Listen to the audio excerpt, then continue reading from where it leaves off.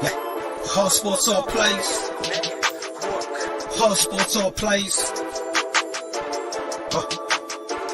365, we making up plays. You talking the game, get you through the days. We're high in the court, the dime in the lane. Variety topics, living the same. All presentation, sports information. Hitting the airways, taking the nation. All sport, all plays, like working your faces. Grace at the field, so tie the laces. All sports, all plays.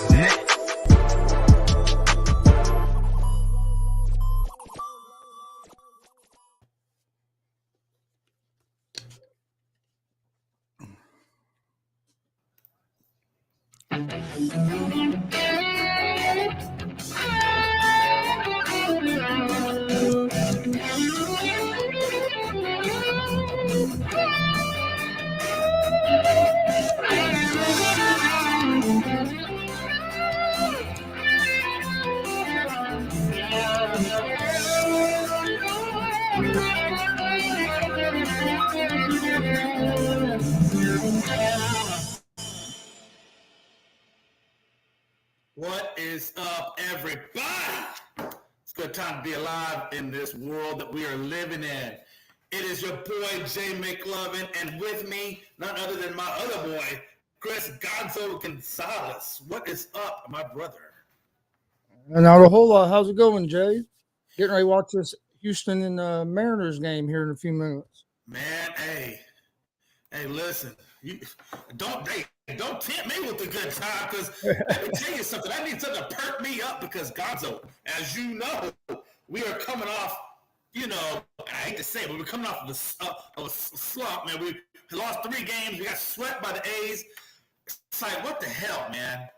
I need something to cheer me up, Gonzo. I got to get back on track. Yeah, my Reds blew a game today, but I'll tell you what, I noticed here at the beginning of the season coming out of the All-Star break, some of the teams that were hot going into the All-Star break have not been hot coming out of the All-Star break.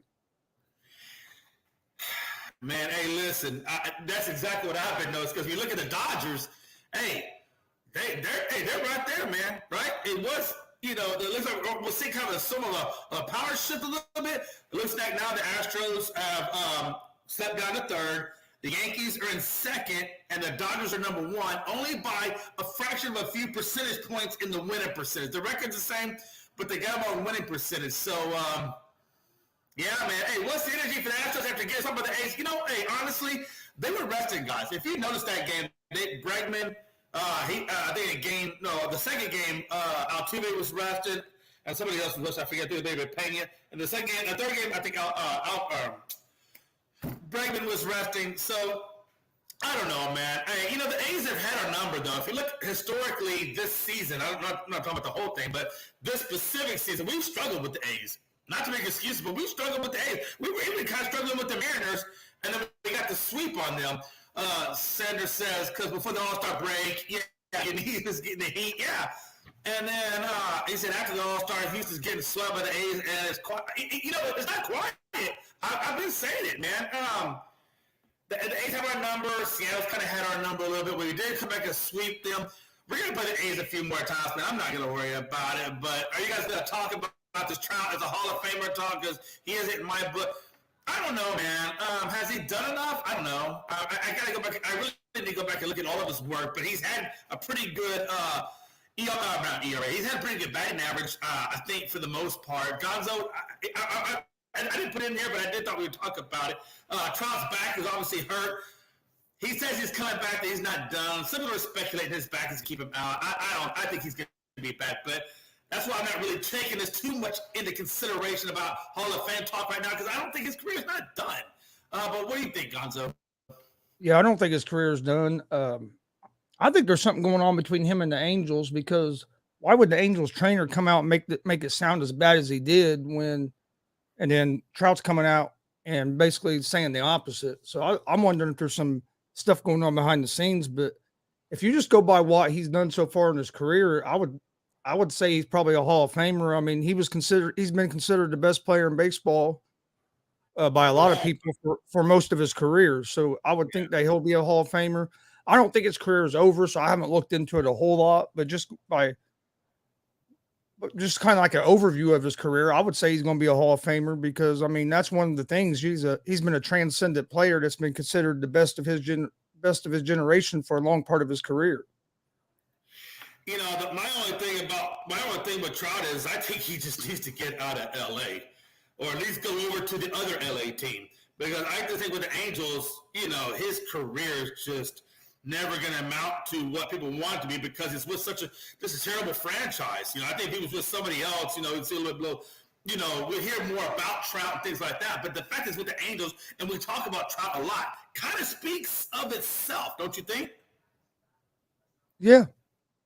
Oh, I agree with you. And the Angels, the bad thing about it, they've tried to put people around them. It's just everything they've tried has not worked. They've not been able to come up with the right combination to pick up the wins like they should. So, man, I think he needs to get somewhere else, maybe get a fresh start to his career. Absolutely. Absolutely. And that's what I've been saying. I think him, and I think if Ohtani Smart, he'll get out of there too and not waste, you know, too much of his career with this organization because this organization is just cursed, man. Like you said, they brought in people. It just has never panned out for them. It just never has. And so, yeah, I think that I think both of them collectively in the offseason should sit down with, you know, the Angels coaching staff, maybe even the general manager. I mean, they really need to have a coming to the table, round table. And if I'm both of these guys, I'm looking at the management, I'm saying, and I'm looking at the general manager and the people who are in charge of personnel, and I'm saying, hey, guys, how are we going to get to where we got to go? Because I'm not staying here wasting my life, you know, at the bottom of the standings forever. I do want to see a World Series. I do want to see what postseason looks like. And I'm not going to – what is your plan? What's your direction? How are we going to get – you know, they need to have some damn concrete-ass answers. Oh yeah, I would be saying the same thing to the organization. Either you have to do something or move me. Sandra, I understand what you're saying about the postseason accomplishments, but if you look at, I mean, there's players in all kinds of sports that haven't had the postseason accomplishments that are in the Hall of Fame. So absolutely, you can't just go by the postseason. Yeah, absolutely. I mean, there's lots of them that haven't had it that are in the Hall of Fame. So I mean, there's quite a few Astros that are in the Hall of Fame. And trust me, if you look at Bagwell, look at Biggio. I mean, well, those guys have had postseason successes. It's hard. You can't. I mean, when you look at the Angels, they're not ever going to get there. It's not because of Mike Trout. It's not because of Ohtani's fault. That organization's just not going to let them get there. Not at the direction they're going. So you can't hold that back on somebody. I mean, the fact that he hasn't seen postseason is just sure as hell not his fault.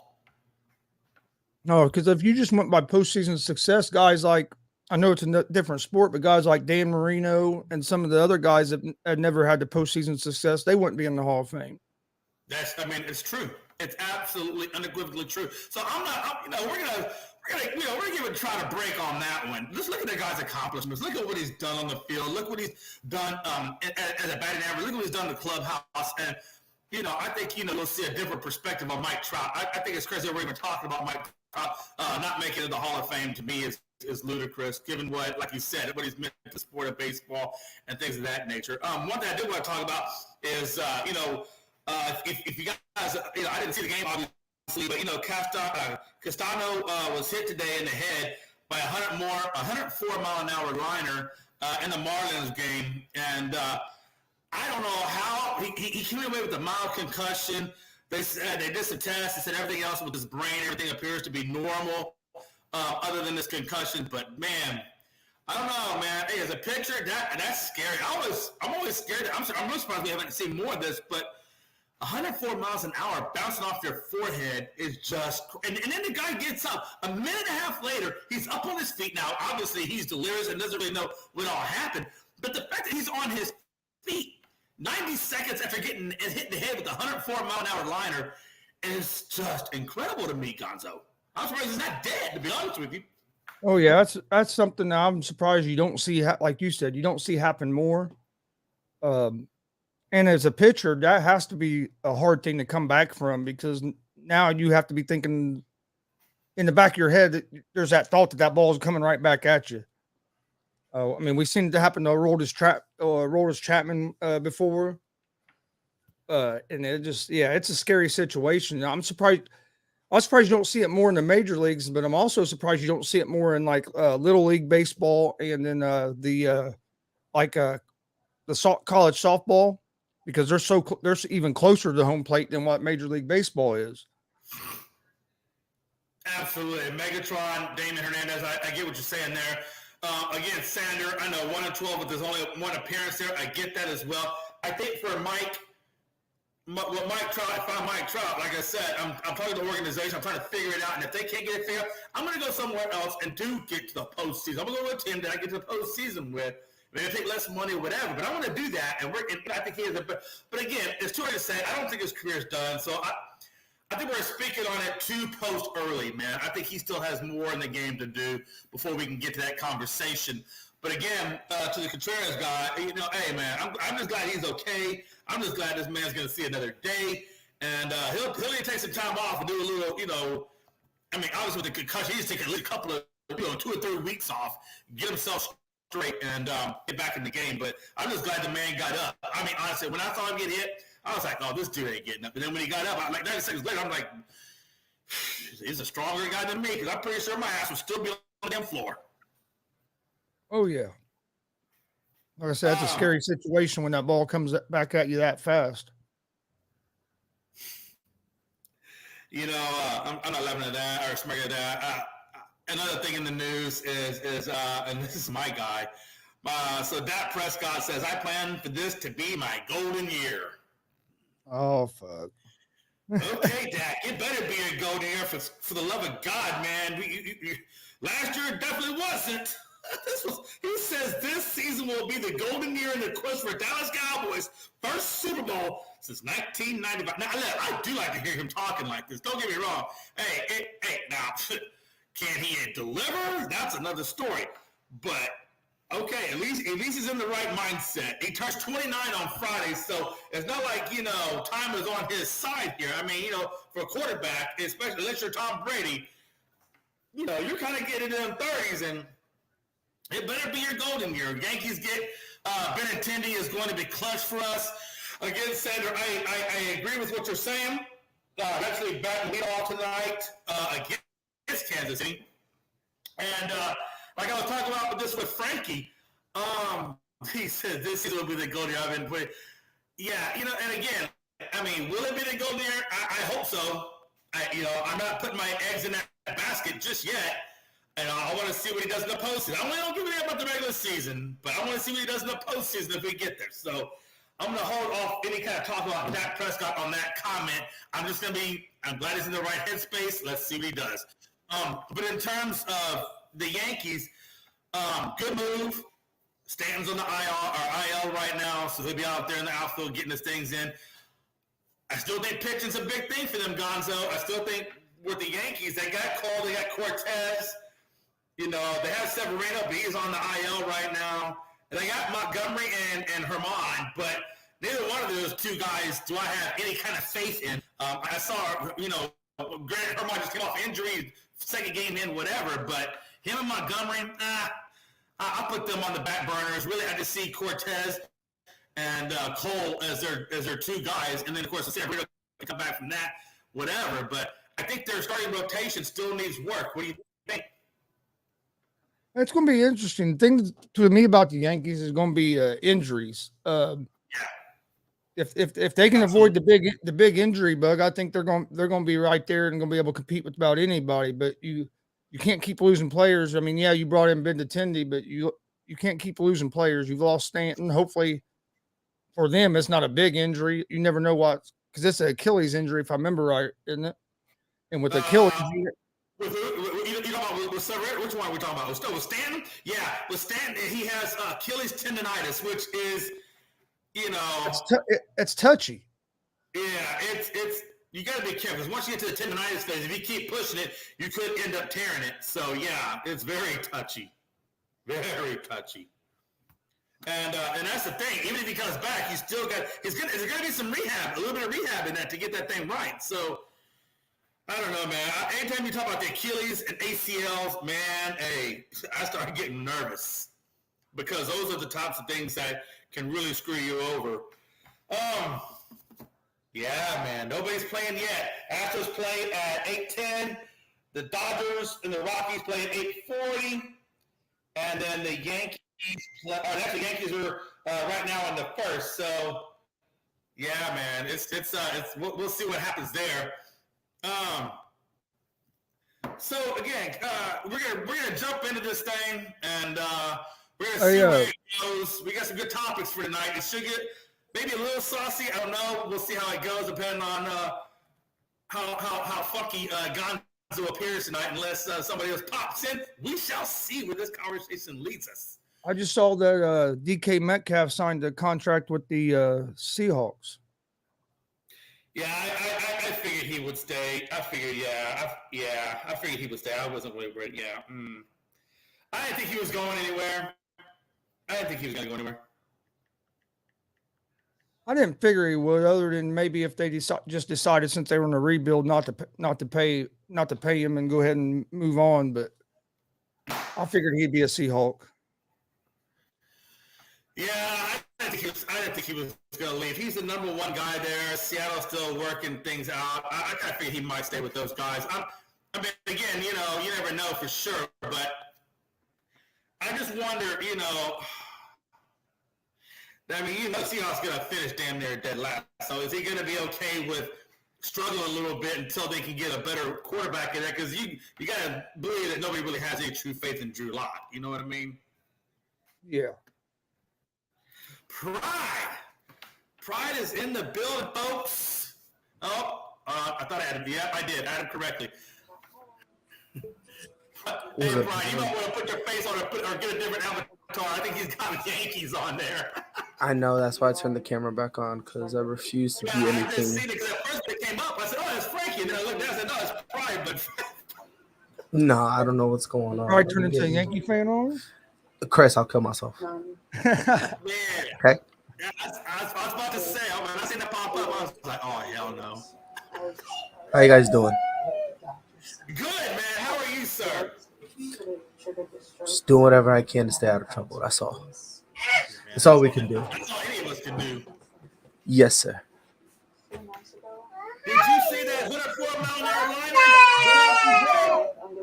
line? What I miss? Well, I want to make sure I get his name right. The pitcher for Miami today had a ball go off of his head. It was a 104 mile an hour liner. Castano. Yeah, the pitcher he got hit in the head with a 104 mile an hour liner. Goes to his knee. 90 seconds down. They come out. They're asking him, I guess, a couple of questions. He's a little dazed, obviously. I think he kind of got it back. Right. 90 seconds.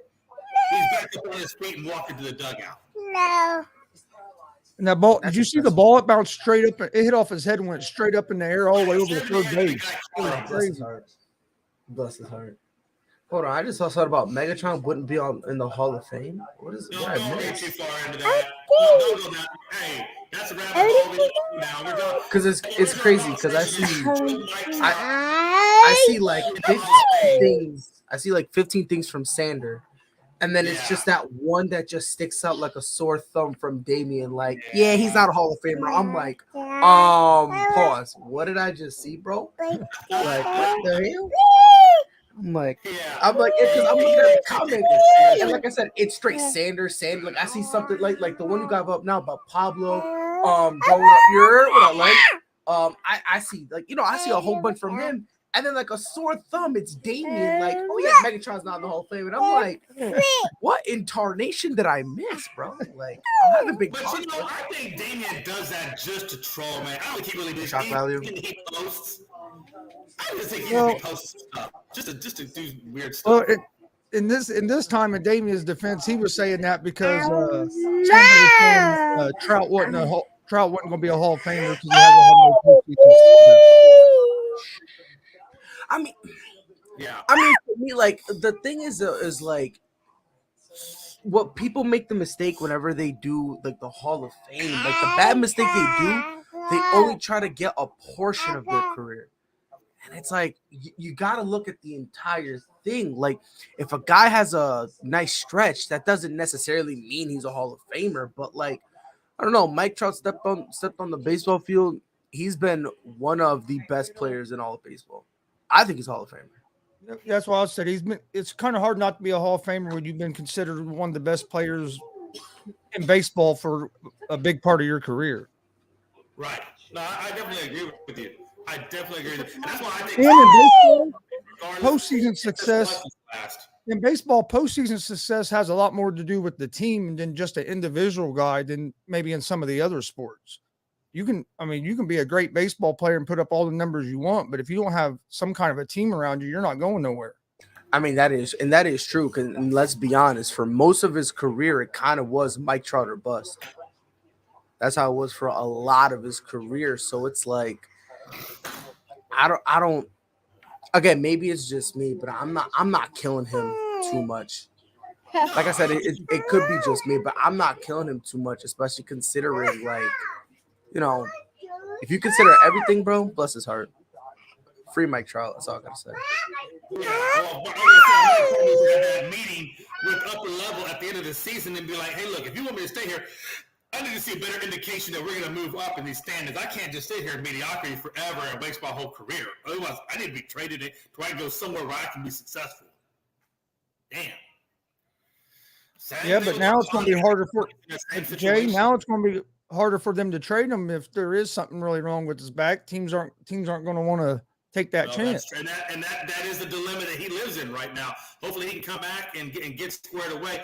I tell you, it's going to be a little while because I think he missed some kind of list he was supposed to be on, so I guess he has to stay on a little longer on that. But yeah, he's in a difficult situation right now. He's definitely in a pickle, man, with his health and things like that in terms of having leverage and whatnot. So prayers go out to Mike, man. I hope you get better, and I hope you're able to get things done, brother. Big Ben says young players have one type attitude. Big Ben says Cam Hayden. Now, Big Ben is kind of backtracking, I guess you guys saw. He's trying to, do a little damage control on the words and the verbiage of which he used and things like that. But I think down in Big Ben's heart, he said what he said. In that way that he came into the game years ago with the Steelers, he felt like the teams were a team first, more loyalty. It was like a team first before a person first. And as the years have gone on, now he feels it's more, the players have a me attitude instead of the team first. It's now me first. And then he kind of goes on to blame the NIL, coddling in college, things of that nature, as to why, they had this me first attitude. He blames social media as well for that me first attitude.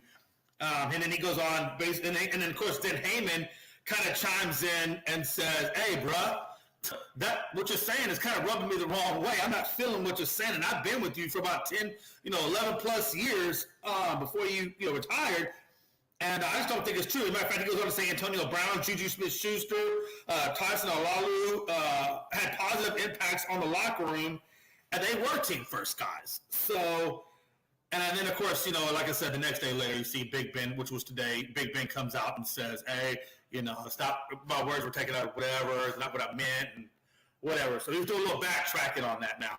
So, Pride, what do you think about what Big Ben said, and then now he's backtracking? What do you make of that? I mean, this is kind of Ben Roethlisberger's PR career in a nutshell. I say something stupid. I then get exposed for saying something stupid. I then retract my statement. Like, it's kind of funny how Big Ben is the one saying all this me stuff. Wasn't he the same one who contributed to that toxic environment that Antonio Brown was screaming about? Oh, yeah. I mean, let's be honest. He's been. I don't want to say he's been a piece of shit, but he's been let's be honest. Ben Roethlisberger has not been a good person, a good leader, nothing, right? So to hear it from Big Ben talking about, yeah, it's me first, it's like, dog, you've been like that your entire career. Because every time they lost, it's like, oh yeah, it's you know what I mean? I go out there and I always try. I do everything I can. Me. And it's like, it's kind of interesting how people have a problem with that entire all about me attitude, and the people who have the biggest problem, ironically, are the same people who had that attitude in their career. So for me, I find it very funny that Big Ben is like, oh no, you got to be team first and all this stuff. And it's like, dog, you've never been like that your entire life. Like your entire career, you've never been like that. You never had the, oh yeah, we got to do the team first thing. Like it was all about you, all about making sure you were good. Why do you think he went on the radio every time they lost? He went on the radio show and he's out here throwing teammates under the bus. To the point that he got former players talking about, bro, I will honestly, like I think it was Emmanuel Sanders. I think it was Emmanuel who was like, yo, he started Big Ben started bashing him when he went to the Broncos. And he was like, dog, you understand, bro, like you got to see me. Like you got to see me. Yeah. And he just, it's just very interesting how the person who has the biggest problem was, if you're going to be honest in terms of that entire, me attitude, he's only second to Aaron Rodgers. Right. Let's be honest. And the only reason why he's second, I think you can make an argument that he's first above Aaron Rodgers, but the only reason is because it's Pittsburgh. The coverage on Pittsburgh is kind of inconsistent. It's sometimes being consistent, right? So if they have a bad team, you're not really going to be talking about Ben Roethlisberger. That's just the unfortunate reality of his career. You're not really going to be talking about him, in terms of the Pittsburgh, in terms of Green Bay. I think he's had a little bit better teams to work with, maybe in some cases than what Aaron has had in some cases as well. Right. And and let me just clarify, I'm not trying to say he's a bum. I'm not trying to say that. But all I'm saying is you can't sit there and have this problem with, it's kind of the same thing with Charles Barkley, right? Charles Barkley is like, oh yeah, I don't like how some of these players, they do too much or whatever. And it's like, Charles, so did you. Yeah. You did the same thing. You know what I mean? So I feel like that's where Big Ben is. And it's kind of interesting. As soon as he got called out, he backtracked. But this is what he's been doing his entire, in terms of his PR career. He's been doing that his entire PR career. It's always, I'm going to say I said something wrong. And then instead of admitting, I said something wrong, he goes, no, that's not right, man. I was misquoted. Bro, the words came out of your mouth. These words came out of your mouth. You can't say you're misquoted. You know what I mean? Like, so I don't, he's just got to take the L, bro. Just take your L and move on, apologize, and just be like, you know what? I said something out of spite. You know what I mean? Because, now it's okay for players to have kind of that me first attitude. It's kind of okay. You know what I mean? When Ben did it, it wasn't okay because it was detrimental, right? You got players saying, oh, yeah, I'm having that me attitude, but at the same time, I could, you know what I mean? And think about it. This is, and on top of that, what probably really bothers him is everyone wants to go play with Tom. Everyone, right? Julio just took Julio probably could have cashed in and got a little more cheddar. He took a 1-year deal to go play with Tom. Yeah. I guarantee some of this is some butthurtness because he's like, why wouldn't no one do that for me? So I wouldn't be surprised if he's all butthurt about that. But yo, Big Ben, wear this L just like you wear teenagers' chains, bro. Move on with your life, bro. You know what you did to those girls in college, bro. Just shut your mouth and just go and live the rest of your life in ambiguity and just shut up because every time he talks, bro, within 3 days, he's going to retract his statements. That's just how he's always been. So he's an idiot for saying what he said, hypocritical. And to me, it's just hilarious in all honesty, bro. It's just another day in his typical career of his way of handling PR problems. Oh yeah, he's always had an issue with PR problems. Cameron asked, and probably this is one of your guys. Cameron asked the first AFC running back in terms of Najee Harris or Damian Harris. Who's going to be the first one to 10 touchdowns? My opinion would be Najee, just because I don't know what the passing game is going to completely look like with Pittsburgh because, they got Trubisky and so forth over there passing the ball. So I'm going to say they're going to rely more on Najee, maybe a little bit to carry this team a little bit until they get that figured out. What's your opinion?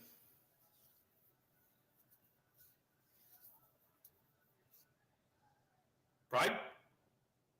Is that what now? No, I was just saying. Najee Harris versus Damian Harris. Cameron's asking who's the first to 10 touchdowns. I'll be honest. I think it's probably going to be Najee because, I mean, who else you got on that offense? Exactly. You have nobody on that offense. So it's really Najee Harris or bust for now. I mean, Deontay Washington, I don't think he's ready yet. You know what I mean? I think he'll put up solid numbers, but I don't think he's ready to be that true cut number one just yet.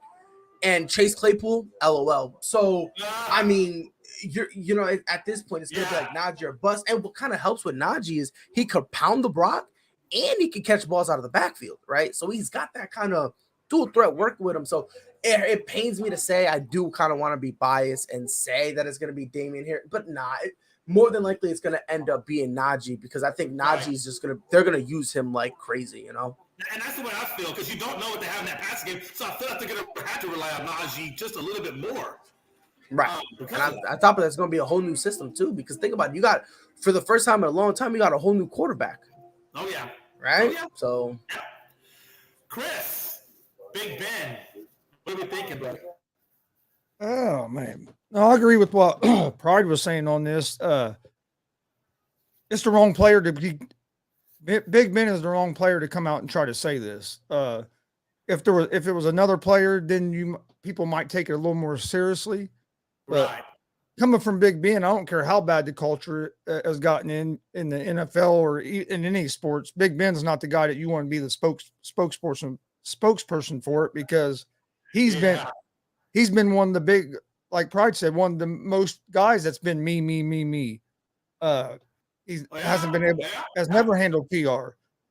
So to me, he's just if you want to say there's some truth to what he's saying, he's the wrong guy trying to say it. But I don't think really what's the big difference between Chris? But what's the big difference between there's a lot of reasons, right? Oh yeah, but what's the big difference between the young players nowadays to the young players when Ben came in? There's not that much difference. The players have always been about themselves. You have some guys that are more about the team, but almost every player is worried about themselves before they are the team. Absolutely. But to me, Ben is totally the wrong guy to be trying to say anything about this. If anybody even wanted to make a comment on it. I think the only time that you need to have that me first attitude is when you're talking about your contract. And then once you get that contract you want, then you turn your focus to the team, which I think is what a lot of people are doing. They get their contracts and then they go to and then they focus on the team. That's the way it goes. But all right, folks, we're gonna keep carrying on this conversation, and we're gonna roll into what can we expect from Justin Fields in year 2, and we kind of touched on this a little bit on the morning show. And I was just gonna kind of carry this over a little bit, and it did not go. There you go. So when I look at him, right, specifically, Justin Fields in year 1 was under Nagy, and Nagy was real conservative with him. He played, I think, maybe 10 games, I think, out of that whole deal. He's obviously very young at 23, so he's got a long list of years ahead of him.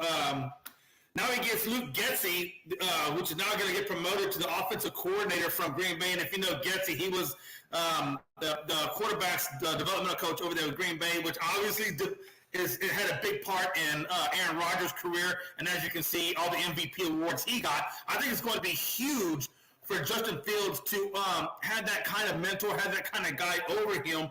And I think that's going to pay off big dividends, to be honest with you.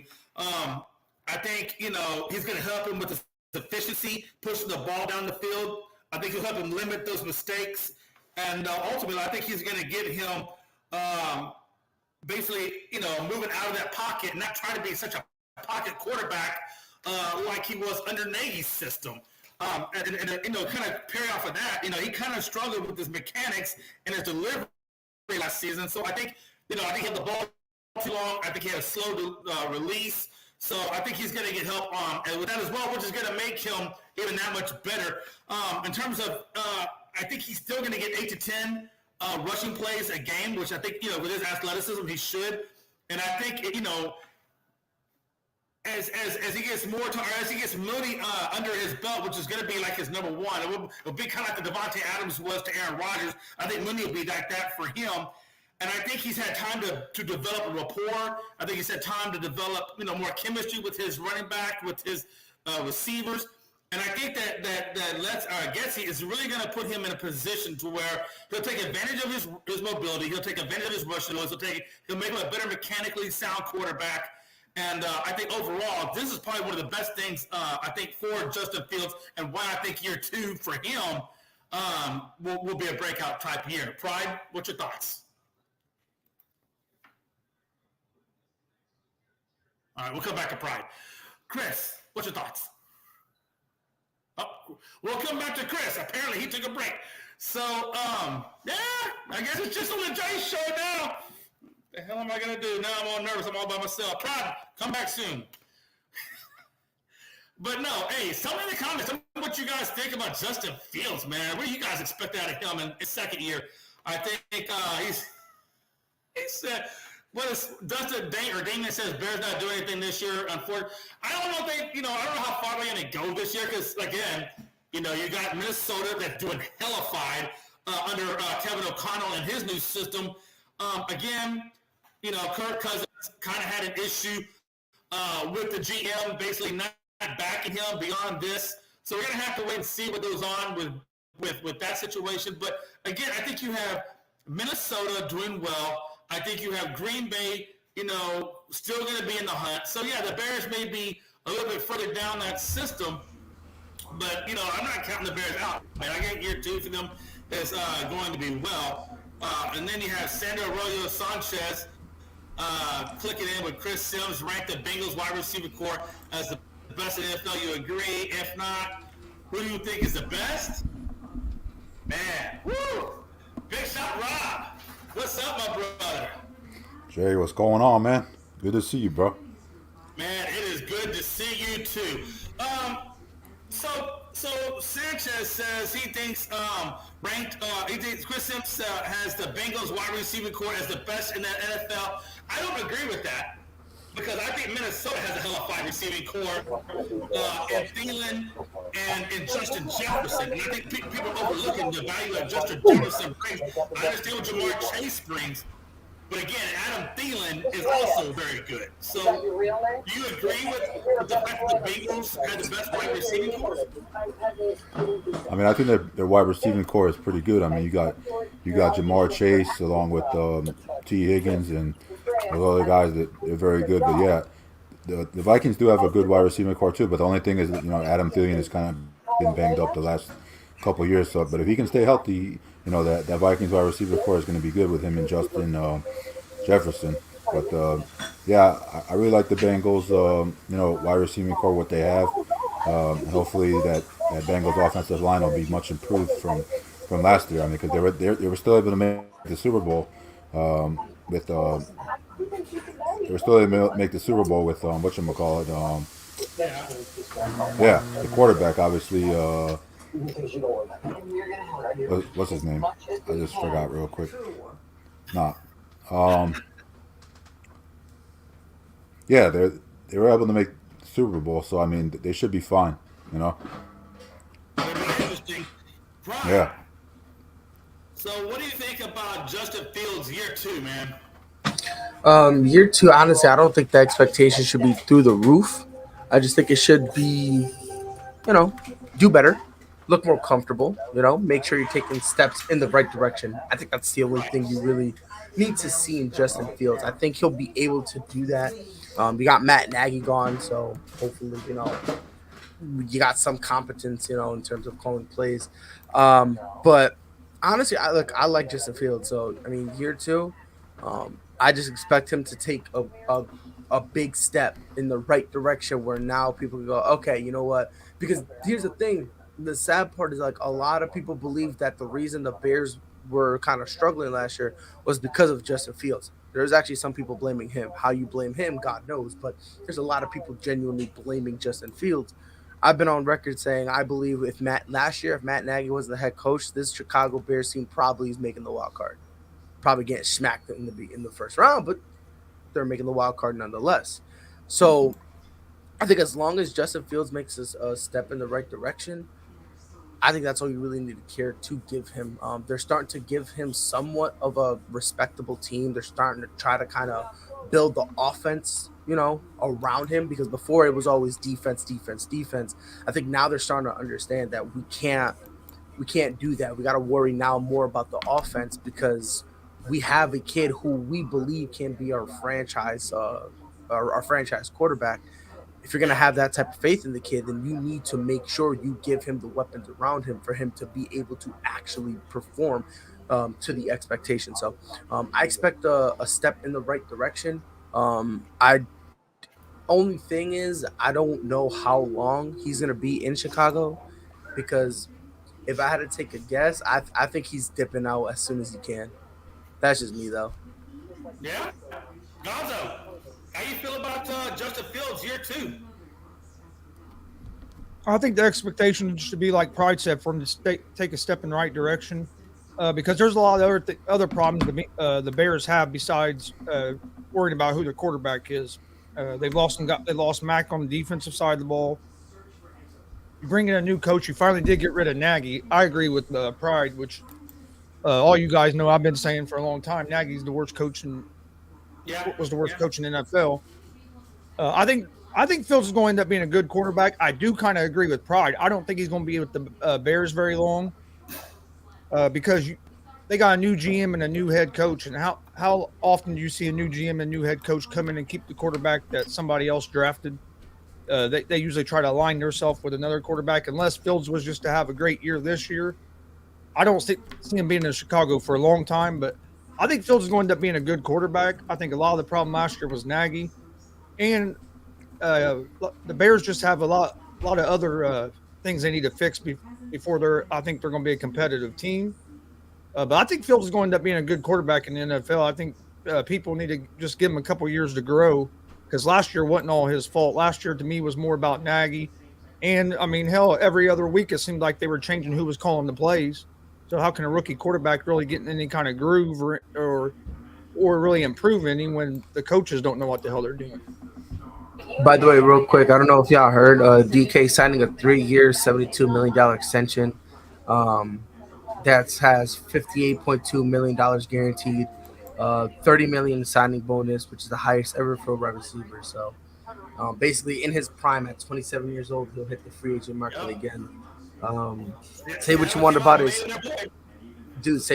this kid's hair. What under his hair, he got a brain, because my guy out here finessing people without even trying. Imagine having a Max Scherzer-esque type of contract in the NFL. Bless DK. He's my favorite. He's the best receiver in the league just for that. Hey, he said he wasn't showing up to practice. Till training camp until I got this extension. Yeah, and they came out and gave it to him, and he deserves it. Hey, DK earned his money. Give it to him.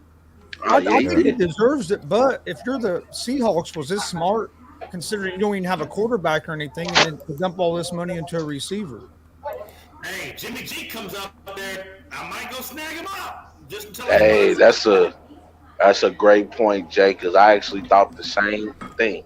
Hell yeah. I said Seahawks might go after Jimmy G.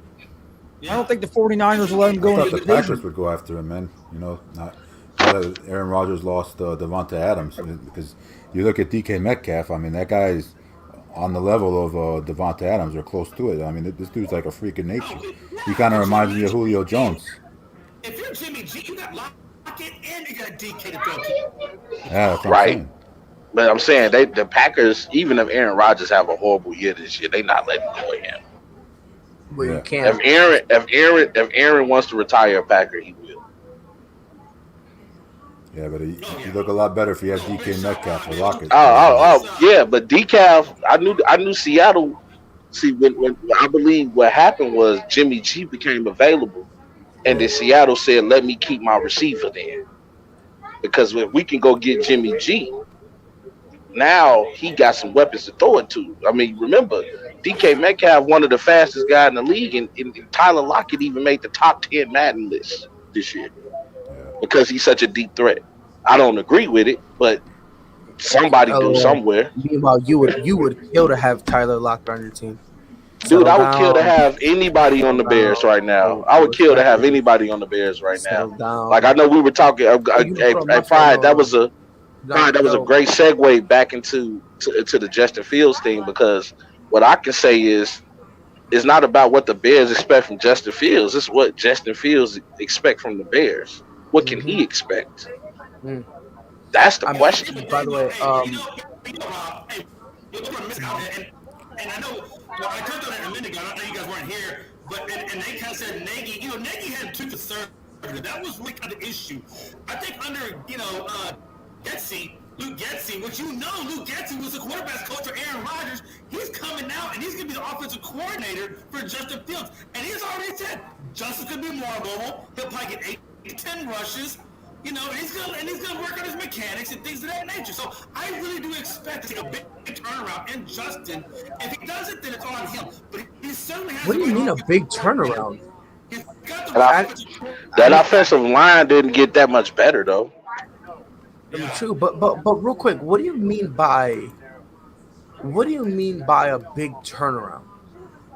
No, what I'm saying is, if they bring in a guy like Getsy, like I said, who has worked with Aaron Rodgers, the guy's proved he's going to allow him to be able to do things that Nagy wouldn't let him do. He's not going to make him be a straight pocket passer. He's going to give him more mobility. He's going to work on his mechanics, right? So he's getting the ball faster out of his hands. I just think he's going to do the right things to get this guy another year ahead. And I do expect to see good things out of Justin. If he takes that advice. Now, again, Justin still has to execute. You can put the best people around you, but if you don't go out and execute, well, then that's on him. But I'm just saying, for his sake, this is the best guy to have as your coordinator. Hold on. Yo, Rob Scott, are you on the bus, Rob? I'm on the train. Yo, I just saw that lady behind you. I got scared. I thought I was in a real life scary movie. I was like, Rob, there's someone behind you, homie.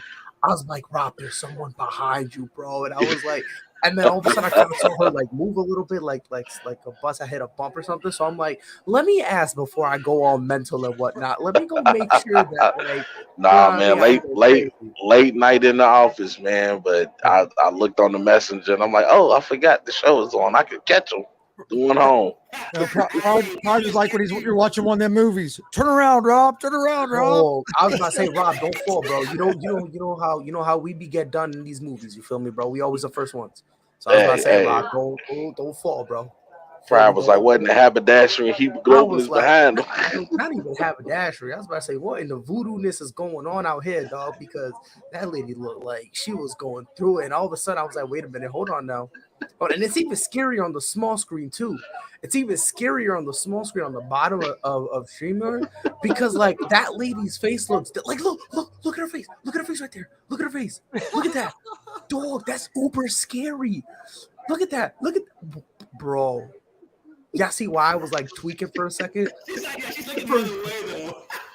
Yo, Big Shot Rob, for a full second, I was shaking, bro. I was like, this is not real life. This is not real life, yo. I was shaking, bro. Hey, look, I appreciate it though. Got my back. Gotta look out. Hey, gotta look out. I gotta move on to Robert Stride real quick. Robert Stride, what do you think about this Justin Fields? What do you expect of him out of year 2? More the same, or do you think he makes a turnaround? Yeah, man. Wait a minute. Was he that bad I think he's gonna make a turnaround if his running back's healthy. If you have David Montgomery healthy, David Montgomery is one of the most like underrated running backs in the NFL, and he's a top guy. He can like rush. So if he stays healthy, and you got that athletic tight end Cole Kmet, like look at that comment from Cameron Eiley Gordon. So they got that tight end Cole Kmet. He's an athletic tight end, and obviously they lost Allen Robinson. That was a big loss, but then they got Tajay Sharp. I don't know how good. Yeah, N'Keal Harry. I don't know. He's a 50-50 guy because, like we saw him in New England. We didn't know how he was going to be. I'll be honest, and this is coming from a New England guy. I just think when he got there, he kind of got off on the wrong foot. So from the beginning, it was like you can already see the writing on the wall. And then I give him credit because before he asked for the trade, he tried to stick it out. And he tried to be like, nah, but look, I got this. So he tried. So I give him an A for effort. but unfortunately, it just didn't come to pass. So, I was saying, I was like, I don't think he's a bum. I don't think he's a bust. I don't think he's there yet. I just believe he needs to go to another situation to kind of get a fresh start. And what fresher start could you possibly get than in Chicago? Because at the bare minimum, the number 2 spot is still open. Like the number 2 receiver is still open. So he can do something. You got a young quarterback who, you know what I mean? Like you'll be able to connect and vibe with and get an opportunity. You know, it's a fresh start. So if I'm N'Keal Harry, I'm glad I ended up there. You know what I mean? Obviously, there are better spots I would have wanted to end up, but sometimes beggars can't be choosers. You know what I mean? No, absolutely. I agree. I definitely agree. All right, folks. Next topic's going to be a little hairy. We're going to get into it, though. Getting N'Keal Harry. Yo, shout out to Jay. What a guy. What are you doing? Right. Oh, that one? Oh, man, listen. Oof. I don't want to even get into that. Oof. I kind of want to talk about this for a second because, I'm kind of on the fence on this. So they offered a deal. You know the deal was they're going to bring home, or the deal was to bring home Brittany Griner, Wayland, in exchange for Victor Bout, the Russian that is being held right now. So you know, just give a little history on Victor Bout. You know, he's an arms dealer. He's been linked to terrorists, supporting them, giving them ammunition, giving them guns, giving them anti-tank missiles, things of that nature. My question is, I want Brittany Griner home. I want Taylor Wayland home. But is it in the best interest of the American people to let a now this is that's not a conversation I'm touching. Nope, not touching that conversation. Y'all can talk, because to be honest, bro, this entire situation makes me feel very. The best way to say it is too political. It's way too political, bro. It's too political. Because the thing is, it's higher than my pay grade. What, bro? I get paid minimum wage, politics. Homie. I get paid minimum wage, homie. Like this is, I don't. All I'm gonna say is this, and if you disagree with me, I don't give a flying fidoodle stick. I ain't trading no basketball player. I don't even care if it's LeBron. I ain't trading no basketball player for a known terrorist. You do with that information as you will, but yeah, but it's all. I saw politics, bro. I kind of want to make this kind of a little lighthearted because I saw a joke that someone was making. They made it to a meme, and I kind of chuckled out of it. It basically was the 2K trade, and it had Brittany Griner at a 62 overall, and then it had that Victor dude at like a 99 overall, and it said that the 2K, like in 2K, that the trade did not go through, and it said because they had picked the teams or whatever. And the team that they had picked that was gonna trade Brittany Griner away was the Phoenix Suns, and then the other team was Dallas. And then it just said Dallas is not interested in this package at all. And I was just like, "LOL, that's kind of funny," but I mean, you know, I'm chilling down here, bro. I'm drinking Mountain Dew. I'm not taking this as serious as what it is. I'm just drinking Mountain Dew, bro. You know what I'm saying? I love Brittany, and I want her to come home. Same thing with Peter Wayland. I want him to come home. But I think a lot of us, you know, especially what's going on in our country, man, with mass shootings and gun controls and all the things that are happening, the last thing we want to do is put this man back on the circulation, you know, to do more harm to us. And that's always not putting it out there. I don't want to make it a long thing of this. I just want to get people to understand that we need to really think about, you know, what Joe Biden is proposing. Because if you let him go and we bring them home, don't think this is the end of it. It's not the end of it. And that's my little statement. If anybody wants to say anything about this, you can't go to the next topic.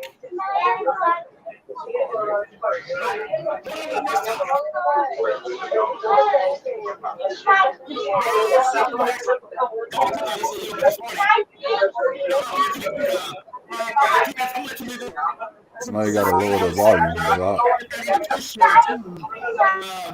Raymond, you getting the big deal? Hell no. The way he played in that finals, man, I wouldn't give him that deal, man. There's no way. I wouldn't give him that deal. I wouldn't give him that deal, but I'll come to an agreement. I'd have come to an Okay. agreement. Like I'll meet you. I'll meet you somewhere because of your loyalty and your contribution to these championships. Like I understand you want to give money and you ate money for a lot of people to play. So I'll give you that, but I'm not giving you the max. Yeah, not the max. Can we have an honest conversation? Can we have like an honest conversation? Why do we pretend like Draymond took a pay cut? Why do we pretend? Why would we push that false narrative? Can I? I'm asking for a friend. I'm genuinely. No, I think at one point in time he could have. I'm not saying he would have got it, but I think at one point in time he could have asked for more money than what he was getting. By what? Like I'm not saying that Draymond is the end all be all when it comes to players. He's nowhere near that. But remember, at one point in time, you could have the finals that they lost where LeBron made the 3-1 comeback.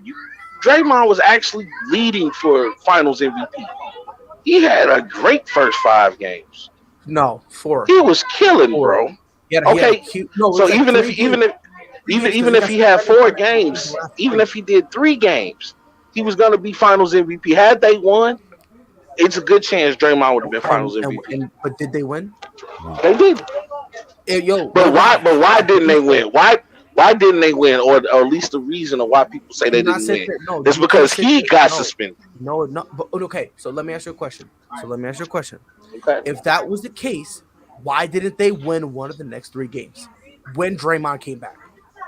Momentum was already gone. Bron took it from him. Now it's momentum. Basketball is a momentum game. Let's not sit up here and act like when you don't get the momentum. Now it's momentum. Nah. That was their year. It was Cleveland's year to win that. Thank you. That's what I'm saying. Because at the end of the day, what happened? It's not that, and this is the part that bothers me. It's not that Draymond was suspended. That's not what happened. If you watch it, the Cleveland Cavaliers played grittier. They played tougher defense. They got more physical. And when they got physical, it went to the low-scoring games, and that's what gave them the opportunity. Cleveland understood we're not going to be able to shoot. Like, if we're going to shoot them out the gym, we might be able to get 1 game. But we can't just get 1 game and look in the mirror talking about, yeah, we got it. Like, they needed to play gritty, tough, physical defense, and that's what brought them there. It's not because Draymond got suspended, because Draymond got suspended for 1 game. There were still 6 other games that he played where they were 500 with him. Are we going to tell the full story, or are we going to continue to fabricate lies? I'm asking for a friend. But it was 2 games that they lost after that. Yeah, if you word it that way and say, yeah, it's 6 other games that they played 500. That's what happened. No, they actually lost. They lost 3 in a row. And they lost. One of those happened to be a game that he was suspended. So honestly, but his momentum was gone. He was actually scoring more in those games, and then he came back from suspension, and he lost it. Rob, a guy going from averaging 8 points to 9 points is not him losing momentum. Okay, that one of them games didn't he? I can't recall because it was so long ago. But one of them games didn't he have like almost a 30-point triple double? I think that was Game 7. He had that. Highlight me what he did his games. 1, 2, 3. It was 1, 2, 3, 5, and 6 because he missed game. So we really gonna act like this man don't do a lot of the intangibles. If you read his stats all day, you gonna say that he doesn't. Hold on, can I finish? No, Rob, because we had this conversation. Oh Lord, I can't finish. I can't get my point off. This conversation. No, we had this conversation. Now you coming across weird now because we had this conversation, and now you're doing a 180, which is weird to me.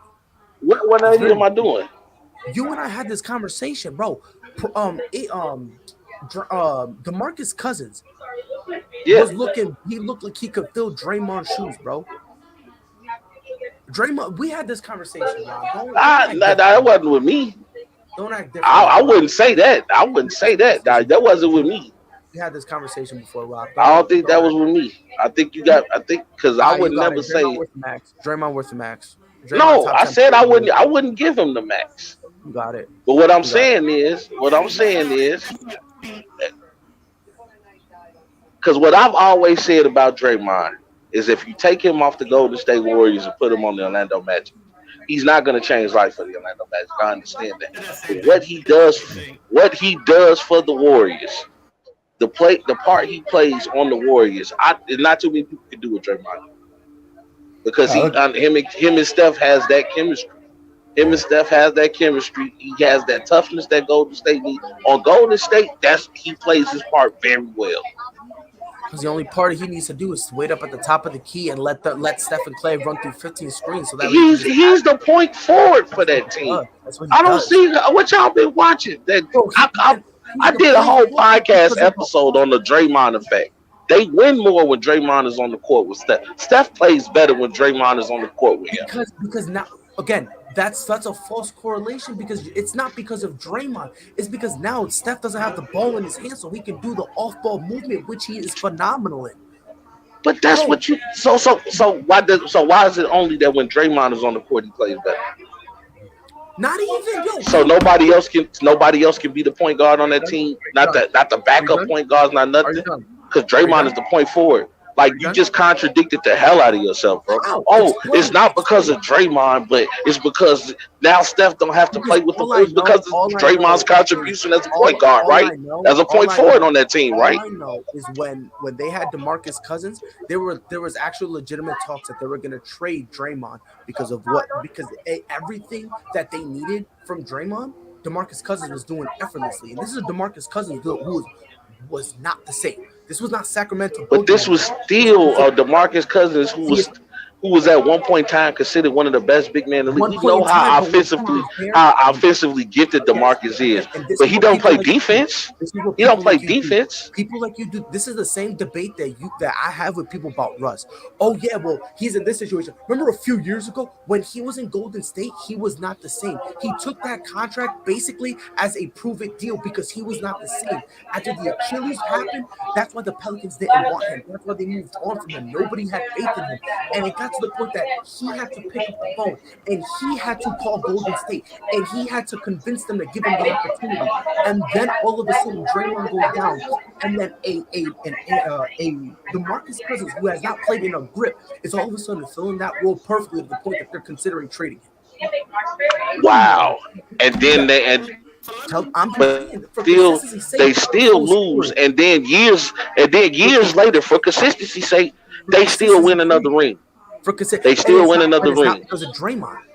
I didn't say it was because of Draymond, but I'll tell you like this: they don't win with Draymond not on the court. They don't win with Draymond not on the court. I promise you. I promise you they don't. I promise you they have. I promise you they don't. I promise you they do.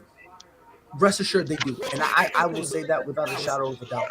I'm giving Draymond at least 60% of that max deal.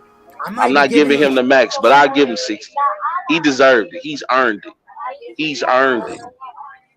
Defensive player of the year, all-star, consistent, almost consistent all-star. Yep. Yo, Big Shot Rob, we paying him now for what he did 7 years ago. Hey, that's where loyalty gets you. That's where loyalty gets you. You never turned on us and you never gave up on us. In fact, Draymond and Steph were the only people speaking out. And Clay, I get Clay too. When people say that the dynasty was over with, they was the ones speaking out, said, "Boy, y'all got us messed up." Because they were the only ones, and they proved it. They put their money where their mouth is. Now it's time for Golden State to put their money where their mouth is and pay that man. At this point, you just babbling. Pay that man. I'm not babbling. No, I'm just not agreeing with you. That's what it is. It's not babbling. It's just me not agreeing with you. It's just not me agreeing with you. You can get loud. I can get loud. Just not agreeing with you. Again, you're babbling. Because at the end of the day, I'm talking to him as a player. I don't care if he came out and was like, "Oh yeah, we're the dynasty's not over." That doesn't mean nothing to me. So just because he said the dynasty's not over, intangible, sir. You can't always pay people about what you can see. Intangible, sir. So if we're just talking about intangibles of you just going out and saying stuff, then half this league deserve a max. I'd have paid Draymond before I paid Jalen Brunson. I tell you that. Hey, can I get a max deal on my next contract? Thank you, Chris. Thank you. Hey, listen, you got $169 million tied up between Clay, Steph, and Wiggins. You got $169 million. So it's really like I was telling you earlier, without sacrificing your future, you cannot give them a max. Now, I think what Rob is saying, getting $60 million, whatever, for loyalty, you can probably swing that deal and make the rest of your pieces. But definitely you cannot do $164 million. That's just out of that. And I gotta be honest with you. I'm only giving it because of the free effect. I personally don't think I give him anything. I think I let him walk. I pray. Thank you. And we keep 100%. He expendable. Exactly. But no one wants to have that conversation. And 8-6 and 5, that's not worth $60 million damn dollars. I'm sorry, just not. Oh. But we will see what they do, man. Again, there's a lot of time between now and then, and I think Draymond knows, and we've talked about this, that even if he goes to their team, nobody's giving him 164. I mean, if they give him 60, if they give him 50, they're definitely not giving him 164 million. He doing all this just to go take a veteran minimum to go play with LeBron. Pretty much. That's the thing. If he goes to any other team besides the Warriors, nobody's going to offer him a max deal. No way. And I don't think the Warriors. I don't think the Warriors will pay max for him. I don't think the Warriors will pay max for him, but there's no other team in the league that's going to pay max for him if he was to leave the Warriors. Honestly, I think the Warriors should. Now that he's not playing, you can't really. It don't make as much sense. But when Ben Simmons was playing, I kept saying the Warriors should get Simmons because Simmons can do the same things that Draymond does, and Simmons is a little younger because Draymond's starting to get older as well. So he's wanting over a 5-year deal. Nah, bro, Chris, you didn't hear? 5 years? Chris, you didn't hear? We're still in 2016. I mean, you know what I mean? 5 years, he might not even be in the league anymore. You try to throw shots? Try to throw shots? No, I might even throw one drop. I'm putting everything in my power behind it, and I'm flinging eggs at a house right now. As hard as I possibly can. Give us a chance to get this conversation. Rob, Draymond, is he worth the max deal? What are we doing, brother?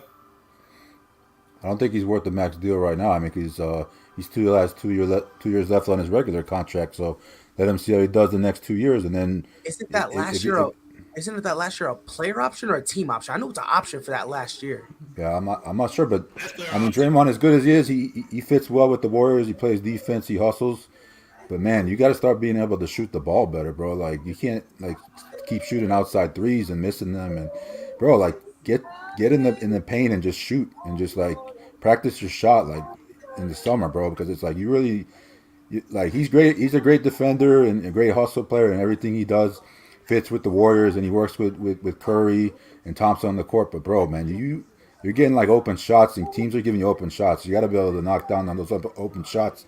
And sometimes he does. It's just sometimes he doesn't. You know, in the finals against Boston, I think it was the clinching game. I think it was Game 6. He was making all those open shots, and I couldn't figure out why wasn't he doing this the whole series? Dude had open shots the whole entire series, and he wasn't making the shots.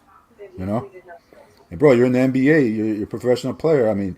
Dude, you're giving open shots like that, man. You have to knock them down. And I'm thinking to myself, why is he even shooting threes, bro? If you're not shooting threes, get in the paint and shoot the mid-range game, you know? And then once you shoot the mid-range game, then go outside of the three-point game, you know? That's just my opinion how I feel about Draymond. I mean, he fits well with the Warriors. I mean, the only other team I could see him maybe fitting with that has the kind of culture that the Warriors have is probably the Heat. But the Heat aren't a 3-point shooting team like the Warriors, you know.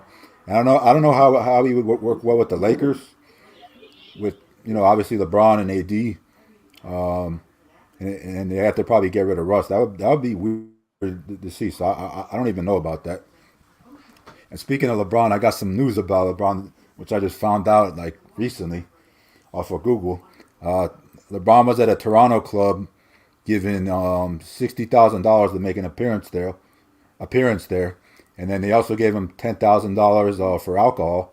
And you know what LeBron did when he left the club? Gave everybody that was working there no tip at all, nothing. We're talking about nothing here, and this is a man who's a billionaire. LeBron's a billionaire. So I'm just saying, but bro, you got to tip somebody something. No, he ain't got to do nothing. No. If you gave me a horrible experience or you did not tend to me at all, only tip I'll give you is to do a better job next time. I'm sick of this notion just because you can tip, you have to tip. No, if you do a good job, yes, I will, no problem. But just because I ain't gonna give you no tip just because you look. Everybody ain't Shaq. Thank you. Everybody ain't Shaq. Hey, you don't become a billionaire by giving out your money to everybody. Man, I don't want to hear that, bro. That's people in service and stuff like that. They don't run on tips. You gotta be. Come on, Hey, I get that. I get that, but also, so what? Exactly. If you It's get my money. It's my money. So Look at what? LeBron James. When LeBron James has a bad game, does he get criticized? Everybody's criticizing LeBron. Okay, Yes. but he still gets his money, right? He's still Because he getting his showed money. up They're at not work. they're not He saying, showed oh, up you're not at going to work. get your money. Gary, But he not getting this money off tips. Exactly. Because They ask, can you give a tip? But it's Right. not mandatory. You getting your Yeah. money when you get your paycheck. Rob, Yeah. if you would allow me to take over, Rob, because I got a perfect thing. If players get tips, you know what those are? Incentives. Yeah. If LeBron James has to score, let's say he's got to score for some reason. Let's just say it's 3,000 points. Let's say he's got to score 3,000 points in the season, and he gets 2,999. Does he get that incentive? No. Why? He came Because up. he didn't meet the criteria. Yeah. So I'm just saying. No, I'm just saying. If that was the case, if it was the case that they give him bad service or even no service, if they didn't serve LeBron at all, if LeBron just turned them away, why does he need to give them a tip? And that's just my thing. Like I don't think They paid him. They paid him to be at the club. They paid him $60,000 to be there. Oh, They he's gave working. him They gave him $10,000 worth of alcohol. He got paid to be there, and he got alcohol for free. So he got paid to be there. So he basically showed up there, but now he's got to pay everybody else when they wanted him there. He didn't ask them. They asked him, but he's got to pay them. I don't know, man. I don't know. David says you have to pay for what you get, no matter how you get it. You still have You to could pay. have given him a David, little something, man. I'm not No, saying you no. got to pay them No. everything, but you could have No. given him something. Man, just for It that, would have been a classy thing to do. It is kind of the right thing to do. We all know what the right know, thing is. I bet. You know what? Just for that, I really It's hope. just a little cheap on his end. That's just a little cheap. That's all. Even though to Dwayne each Wade his said he was cheap, man. What- Dwayne Wade said he's cheap. We're talking about his buddy. And you ready to hear the funny part? Dwayne Wade does the same thing. So if Yeah, he probably does. All these guys do. Maybe he does. Yeah, Just don't hear about it. You don't hear about it, Or you if know? everyone else does it, why we killing Braun for it? It depends on how the service was. Yeah, Michael Jordan does it too. And we We're don't talking know about what- Michael you know, Jordan, the we don't know greatest how the player of all service time. was. If the service was good, Yeah, no, and that's the thing. If they busted their behinds for him, that's one thing. I don't know whether or not they did, but I'm just necessarily saying a tip isn't guaranteed. You don't have to get a tip. If you did not do a good service, why am I going to reward you? And if you didn't do any service at all, why should I reward you? If I went to a restaurant and it's a buffet, I'm not going to tip the person who basically had to give the money to the cashier. I'm not going to tip him. Why would I tip him? And that's the thing. So we don't really know. Yeah. We don't know what kind of service he got. So and again, my thing is, if you get bad service or no service, Well, you hate LeBron, so you're going to say he's out of pocket for not tipping. So But even with that, good service, then he should. I don't. but just using the clues that Rob said, he was there to make an appearance. How do we know he even used any of their services? let's be honest. He probably just showed up and then dipped out. To be honest, Could be, maybe. you know, I don't know. That's Yeah. another to possibility. me, It was to on me, you Google, so I looked at it on Google. I read the article on Google, so Yeah, to me, I you got found to it on know Google. more about the whole story. Did he receive good service? Was the service terrible? Did he get anything? Did he even Now, if he use got the good service services? and didn't tip, yeah, I do think that makes him look kind of bad. But if he got bad service and didn't tip, well, I don't blame him. Yeah. But if he got Hey, good service, yeah, he should be definitely tipped. Guess what? Now, I mean, I'm not saying that I don't tip, but if I decided not to, I don't care. Matter of fact, I'll tell you I didn't tip, so you fight me. And now what? And now what? Ain't Look at doing that. that. Boy, me and Pryor like night and day. First we got each other neck, then we Now agree we're on on the same something. page. It's crazy. I don't want to talk about this. Oh, this Oh, this no. was going to be an interesting one here. Fuck me. I think We they kind are. of briefed on this earlier, and that's why I probably thought about it. But again, Fuck me, man. you know, Taylor says that he's not going to let the trade talk get it, affect his Yeah. play. But he also says I'm not going to forget it either. This ain't the first time that they've been in contact. We know that. Several other players have been mentioned with him in trade talks up to AD, Paul George, and Kawhi Leonard, and so forth. So, again, it's always not feeling good about the organization they're playing for. I gotta say, at some level, it may affect his play, even though he says he's not going to let it affect it. But then again, if it comes to negotiation periods, how will that come back to play? I know you want to talk about it, but give me your 2 cents anyway. No pun intended, Rob. So here's my thing. So first of all, Jaylen Brown wants to stay in Boston. It's not like he wants to be. It's not like he's about to demand a trade and go, all right, bet y'all want to do me like this. Watch this. It's not going to be a situation like that. It's not going to be a situation where he's going to try to plot his way out. He wants to stay in Boston. Right. Where it's gonna pay is when they end up doing the contract negotiations. That's when it's gonna bite. Because he's gonna say, hey, yo, remember when y'all tried to trade me? Yeah, now I'm here to collect. It's like, now I'm here to collect. Remember how the entire situation, I kept my mouth shut. I didn't bash anybody. I didn't go AWOL. Yeah, now is when you pay me for my professionalism. He gonna walk in there with a shirt that say "Max me out." Like he's going to. And any hope that the Celtics would have that, oh yeah, he'll take a team-friendly deal or whatever, all of that, because of the multiple times we've tried to trade him, it's gonna go out the window. He's gonna be like, screw the team. Now, pay me. The only reason why I think in terms from the Celtics it won't matter, because I believe that they were already going to give him the max anyway.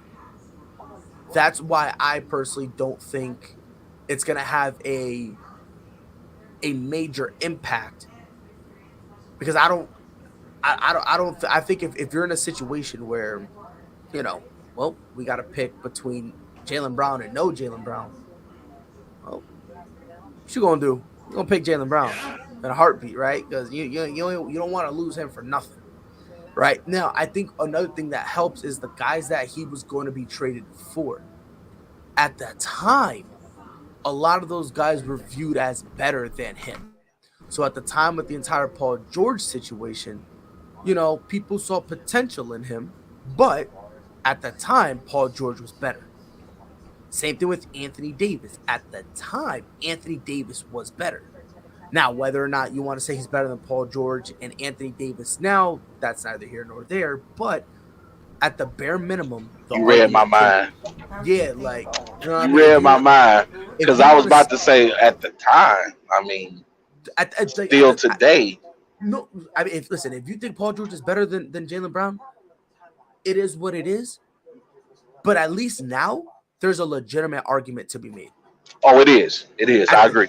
Like before, when people would be asked, like Jaylen Brown was the best person in the finals to me on the Celtics. To me, no, you're right. No debate. You're right. I'm not even gonna argue with that. Like at the time, if you asked me who I would want, Paul George or Jaylen Brown, honestly, I would have said Jaylen Brown, but only because it for me it would have been a kind of a reach where I'm like, I'm gonna say him. Only because I feel like I have no choice type of situation. You know what I mean? It's kind of the same thing like when we made the Eastern Conference Finals and lost a 7 against Braun. That kind of gave me some confidence in him, because I was like, you know what? Kind of like that. I'm liking what I'm seeing. So as a Celtics fan, I would have said I'm sticking with what I got. If you weren't a Celtics fan, so you had no emotional ties to it whatsoever, a lot of people would have pulled on that Paul George trade, the Anthony Davis trade, hell, the Kawhi Leonard trade. People forget we offered him and Jason Tatum. For Kawhi. Yeah. That's a lot of trade offers, though. But you got to remember. I get what you're saying. I get it, and you make a great point. But to me, Jaylen Brown is one of those guys that want to win. Like you don't see any hesitation with him. You don't see any lack of dedication. He's there to put in the work and to win. So as a person that wants to win and has been a proven winner in the NBA, I mean, look at where he started and look where he's at now. He's an all-star who was a main contributor to a team that beat the Eastern Conference and made it to the NBA Finals to lose to the Warriors. Very admirable.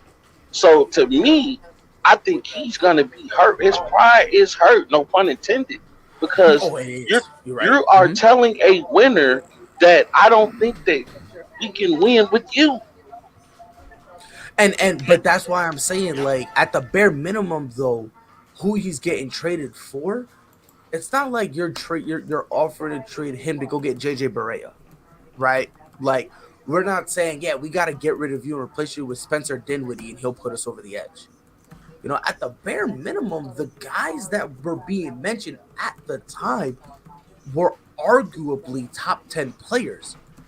Now, everyone knows my thoughts on Paul George, so I'm not even gonna go on my whole little bit on how I am not a fan. I'm not gonna do it. But George. You know what I mean? Like he was like Paul George. Was I heard that, Chris. I'm just saying. Hey, you know, but the Pacers wrong. I'm not even gonna go there. I'm not getting in there. All I'm saying is this, though. This is all I'm gonna say. When it comes to it, it's not like they try to trade him for bums, and I think he understands that. I think what it comes down to his frustration is, yeah, like you guys are so eager to let me go, but give me some time and look what I'm doing. I think that's where his frustration is really coming from, because it's like I understand that, because at the same time he's not dumb, so he understands that there's other players out there that's better. But he's like, not dumb, but Pryor, you gotta. I think you looking at it from a logical fan side. Mm-hmm. He understands. No, I'm not Kevin Durant, but he also in his head is like he think he's one of them dudes, and right. You have to think you're one of them dudes in order to be one of them dudes. So in his mind, he's like, okay, I might not be a KD, but dude, I'm Jaylen Brown. Right. Look what I just did for y'all. Like, especially after the finals game. It's different if it's during the year or if I didn't do nothing last year or we didn't. Dude, we exceeded expectations last year. That's true. And I was a main contributor to that. And at times, I was better than the dude y'all calling the number one. So for you to put my name, in that, we got a problem. Like, why is my name always coming up? It ain't coming up for no raise. It's always coming up for y'all to get rid of me. So now you got to think about it from this standpoint, when he had those options where he could be a free agent. He's not so quick to be like, oh, I'm with Boston. Now I'm about to put y'all on the trade block. I was about to say, yeah, no, it definitely is going to be a situation where he's probably going to test the waters himself. I think he'll come back to Boston, because like I said, he wants to. He does want to stay, so it's not like a situation where he won't want to stay, but he will be like, look, this right here, this is where the past sins catch up to the present, so you can put forth future payment. Like, this is where you're gonna have to show me, like when y'all wanted to get rid of me. Remember how much noise y'all was making? Well, when y'all make this contract, be louder. And I think that's where it's gonna. I don't think he leaves. I don't think so, because I think he's gonna go and say, "Look, I'm not even gonna lie. I'm upset. I am angry. I feel like, even though I understand who those players are, at the end of the day, you can't say I was a problem. You can't say that if you trade me, you're getting that much better. You might get a little bit better, perhaps, depending on who you get, but not it's not better enough for you to actually get rid of me." Yeah, he proved something to me. Yeah, I would take the Jaylen Brown any day. Yeah, he proved that to a lot of people. I think the outside people and the media are making it seem like a bigger deal than what it really is going to be. Really is. Same. I don't think Brown's he's not really known for causing drama. Mm-hmm. For two, I honestly think he's a pretty mentally strong person. So I think he realizes, hey, that's part of business. And like Pride said, the guys that they were talking about trading him for are guys that you could say are just as good or better than him. Now here's the argument. And here's the only caveat I have with that, because to Rob's point, and this is where I agree with you, Rob, if during contract negotiations they stutter one time, he's out of there. Okay, that's where I think it is going to matter, is during contract negotiations. Because I don't think it's going to affect his play. Exactly, because when he comes to the table and he's going to want that money, if the Celtics so much as stutter, he's going to be like, don't call my bluff if you want to, but when it happens, I'm gonna be. I agree on that. That's when. Yeah. Hey, I got 3 letters for you. Anything till then. Hey, I got 3 letters for you. SMH. But I don't think you're at that point yet, though, Rob. I don't think we're at that point just yet. He tweeted it. I didn't do it. Well, yeah, he said he's shaking my head. He's shaking my. You know what? You want to know why he's shaking his head? He's shaking his head because he just lost in the finals. That's why no, he's shaking his head because we've just lost in the finals, and instead of us thinking how to get better as a team, your first thought is, hey, let's get rid of him. Well, to be honest, here's the thing, and I was talking to my friend. I can't remember if I told you this before, but I was talking to my boy that this trade thing was actually what they offered. Like this trade from like the whole Jaylen Brown situation, this is the offer they offered Brooklyn in the beginning of the Kevin Durant thing. Like, remember when the Celtics were first involved? Yeah. Like, it was then. So that's why I'm saying I don't think. But it wasn't public. It wasn't public. So now you're not even just thinking about it from a basketball standpoint. You're thinking about like, man, I think I'm one of them guys. Y'all shouldn't be so quick to point me out. But also you're thinking about it from an embarrassment standpoint, from a image. Like, dude, why am I always on the trade block? No, I don't think it's an embarrassment thing. I don't think so. When you become one of them great players, man, like, one of the things to me that I think hurts a lot of things with Shaq and the Russell Westbrooks of the world and things like that is because they was on so many teams. No, well, and it's like if you're that great, why every time I look up you on a different roster? Because he's so great, other people wanted him, so he had options. So if the situation he was in went sour, he was able to go elsewhere. I don't look at that as a bad thing. That's just me. I do. I think that's just me. I don't think being on one team. I think it differs player to player. I mean, yeah, because you don't think that puts a hamper on why a lot of people like when you talk about Shaquille O'Neal, there should be a lot of fear in people, bro. Like if you really go back and watch him play in his prime, like that dude was like crazy dominant, bro. And to me, he's in my top 5 all time. But there's a lot of people that don't have Shaq as a top 5. And I wonder if sometimes it's not just the image of him being goofy all the time, but also you look at him like, Shaq was on 100 teams. No, it's first of all, it's not that he was on 100 teams. That's not what it was. It was just towards the end of his career, Shaq wasn't the same. He wasn't the same. Right, especially like because everything Kobe Bryant has said came to fruition. No, it's because he was older. He was getting older, and he never kept himself in shape. Yeah, that's definitely everything Kobe said. Womp. Come on, bro, do better. Stop trying. He did. Anyway, I'm not. Kobe already said if Shaq was in shape, they would have won 8 rings straight, bro. And if Kobe wasn't such a drama queen, they could have won it. So stop putting it on Shaq. Do better. Come on. Nope. He was, Kobe snitched, but that's neither here nor there. I'm not playing this game. Anyway, all I'm saying is that at the end, Shaq just was not it. Point blank, period. He just wasn't it. And the unfortunate reality of the situation is you don't remember a player in their prime, right? You don't remember, like, and that's not how it should be. When you're talking about a player at the current point in time, you don't talk about the player 5, 6, 7 years ago. You don't talk about that. You got to talk about peak. And you got somebody. I'll kill myself if anyone brings up peak on this. I'll leave the network. I'm not even joking. I'll leave the network. And you also got a lot of people that think Shaq was only good because he was big. So they use that against him. But then you see other big garbage people and realize he got skill. I'm just saying there's people that try to use that argument. Look, I heard people use that argument. I heard people use that argument, and then I say, so Shaq was the only 7 foot in the league.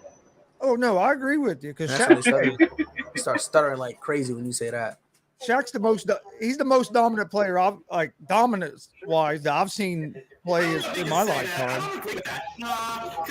Dominant? Who was more dominant than Shaq? Watch him say Michael Jordan. Who was more dominant? Just on dominance that couldn't be stopped. Dominance as an all. I'm just keeping it to the center position. I'm not going outside of that. And it's not Hakeem. It's not Hakeem. See, your Rockets is showing. Olajuwon was a hell of a player, but he wasn't more dominant. Hold on, real quick. Isn't that the same Olajuwon who was getting cooked by Shaq? Wasn't Shaq cooking him? So settle down. Stay in your lane. Your fandom is showing. Your fandom is showing. No, it's not fandom. No, it's not fandom. It's your fandom. No, that's your fandom. I've seen Shaq get Because and you want to know how I can tell it's your fandom? Because you already, if you even have the inclination that he somehow, again, as I was saying, bro, I was so rudely interrupted. For you to say that means that you never ever watched Hakeem. That's what that tells me. Because Hakeem has never been a dominating figure. He's been a finesse guy. He's always finesse. So for you to say that, his greatest move is the dream sweep. Is in power. I'm just saying, dominate in skill sets. His skill sets. Now we're changing it. Hakeem dominated on defense, but I'm talking about if we're talking about flat out domination, Shaq has to be the first person that comes to your mind. He has to be. In his prime, he was like he was a force. Yeah, you're talking about power, yeah. But then again, I also saw Yao Ming swat like 4 of his shots. So I don't know. And that's 7'6", dude. Exactly. Not only was it because he was 7'6", and it was the same Yao Ming. It was the same 7'6" Yao Ming who was getting backed down by Shaq. So don't even start. He was getting backed down by Shaq. Don't even start. Your fandom is showing. Your fandom is showing. Nice swats on Shaq. That's all I'm saying, man. Hey, can you tell somebody that was more dominant that wasn't on Houston's team? Hey, I'm just saying. When we say dominant can be any number of things, right? It can be skill sets, power. No, see, now we're changing it. They're changing it. Now you're changing it to try to get your guy in there. What a that's horrible. Garbage. That's horrible. In terms of domination, he doesn't touch Shaq. Point blank. Period. In terms of domination, he doesn't touch Shaq. That's a universal truth. That's a universal truth. In terms of dominance, it's a universal truth. He can't even hold the candle. And I like Hakeem the Dream Olajuwon. I like him. I've had him in my top 2. I took out Bill Russell and put Hakeem in my top 10. I took out Bill Russell for this man. So you can't say that I hate him. I love him. I made a TikTok defending this man. But you're not gonna sit here and tell me he's more dominating than Shaq. That's just a fan. If we're talking about skill set, if we can go by that, Rob. If we can go by that, guess what I'm gonna say, Rob? Guess what I'm gonna say? Yo, Paul Pierce was more dominating too. I mean, remember when Shaq was playing with him? He wasn't that good, so Paul Pierce could dominate more. Imagine if I said that with a straight face. Okay. Imagine. Hey, listen. I saw both those guys play live, and I. And you got selective memory because Shaq was making Hakeem look like a literal child. He made Hakeem look so much like a child that again, Chris and Rob, you guys are smart, so y'all know what I'm talking about. You guys would know what I'm talking about, so you guys are smart. What happened was, Shaq was making Hakeem look so much like a child. Oh, listen, Chris. I don't know why Rob left. Chris, it's funny because Shaq was making Hakeem look so much like a child that after the game, Karl Malone was calling Hakeem thinking he was underage. That's how much of a child Shaq was making Hakeem look like in terms of physical dominance. When he got swept in 4 games, your fandom is show. I've never in my life, and listen, I've been talking sports with old guys because when I worked because one of my first jobs I had was at the YMCA, and I would open up early, and that's when all the old heads would come. So I would talk to these old heads about back in the day. Never in my life, and I'm not even joking, it's not hyperbole. This is the first time I've ever heard anybody try to say that Hakeem was more dominating than Shaq. When Hakeem is a finesser. He's a finesse player. That is the first time I've ever heard that. I'm taking Shaq. I'm taking Shaq easy. I'm taking Shaq, bro. Because you got to think about what Hakeem was able to do. There was still help defense and things out there where he can recover. And we're talking about just straight up 1-on-1. Bro, I'm taking Shaq over anybody. Yo, in the center position. He was quicker than Shaq, so I'm pretty sure he get to the rim quicker. Oh, bro, I can't even really say that, bro. I mean, he had a quicker first step than Shaq, but you're forgetting how athletic Shaq was. Exactly. But you're forgetting the dream shake and a lot of other moves that he had.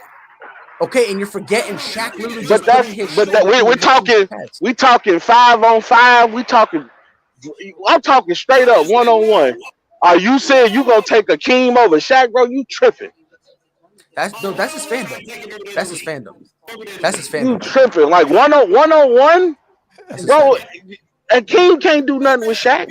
No. Shaq can only score from the paint. Elijah Walker can score from anywhere out there on the perimeter. And the problem, hold on. But he better not miss. Hold on. But Rob, you know what he just said? Hold on, Rob. See, Rob, what Jay does a lot of times, the more he talks, the more he puts himself in a bad situation. Because Jay, you put yourself in bad situations the more you talk. Because Rob, he just said the only way Shaq can score is if he goes in the paint. Hakeem cannot stop him going to the paint. He can't. So for you just to sit there and say, "Oh yeah, well he can stop him going to the paint," he won't be able to stop him. Shaq would literally put his shoulder through Hakeem's chest. Yeah. You're acting like Hakeem was like built rock solid. Like no, he's a finesser. But it's a one-on-one. It's a 1-on-1, man. We ain't all that charge. Don't be technical. I'm talking dominant. When you got to bring up. Look, I'm gonna nip the conversation in the bud right now. When you got to bring up technicality, you're not talking dominant. You took a L. He gonna straight up run through him. Thank you. You took an L. It is. You don't need technique when you're dominant, bro. You need technicality. Rob hit it right on the head. You hit it right on the head. You don't need technique when you're dominant, bro. No, as soon as you're trying to say, "Oh yeah, that'll be a charge." Once you try to reach for technicality, that's the same thing like LeVar Ball. When LeVar Ball said, "Yo, he can't get, I'll tell you, be a charge." Same thing. Yeah, he's gonna literally run over the guy, but at the same time, you're gonna tell me that's not a. Come on, man. Oh, hey, I see enough street ball games to know that they still call that shit, even street ball. So don't tell me don't go there, man. We don't call no. We ain't calling no charges. I don't know what street ball you do tonight. I don't know what street ball. So he's physically stronger, but he's not more dominant. They're not gonna call the charge. They just gonna start fighting. Like, hey, bro, run into me one more time like that. Rob, you hear this? Rob, you hear this? Listen, they will start fighting. Rob, you heard what he just said? No, what he said? He said that Shaq is stronger. So Shaq is stronger, but not more dominant.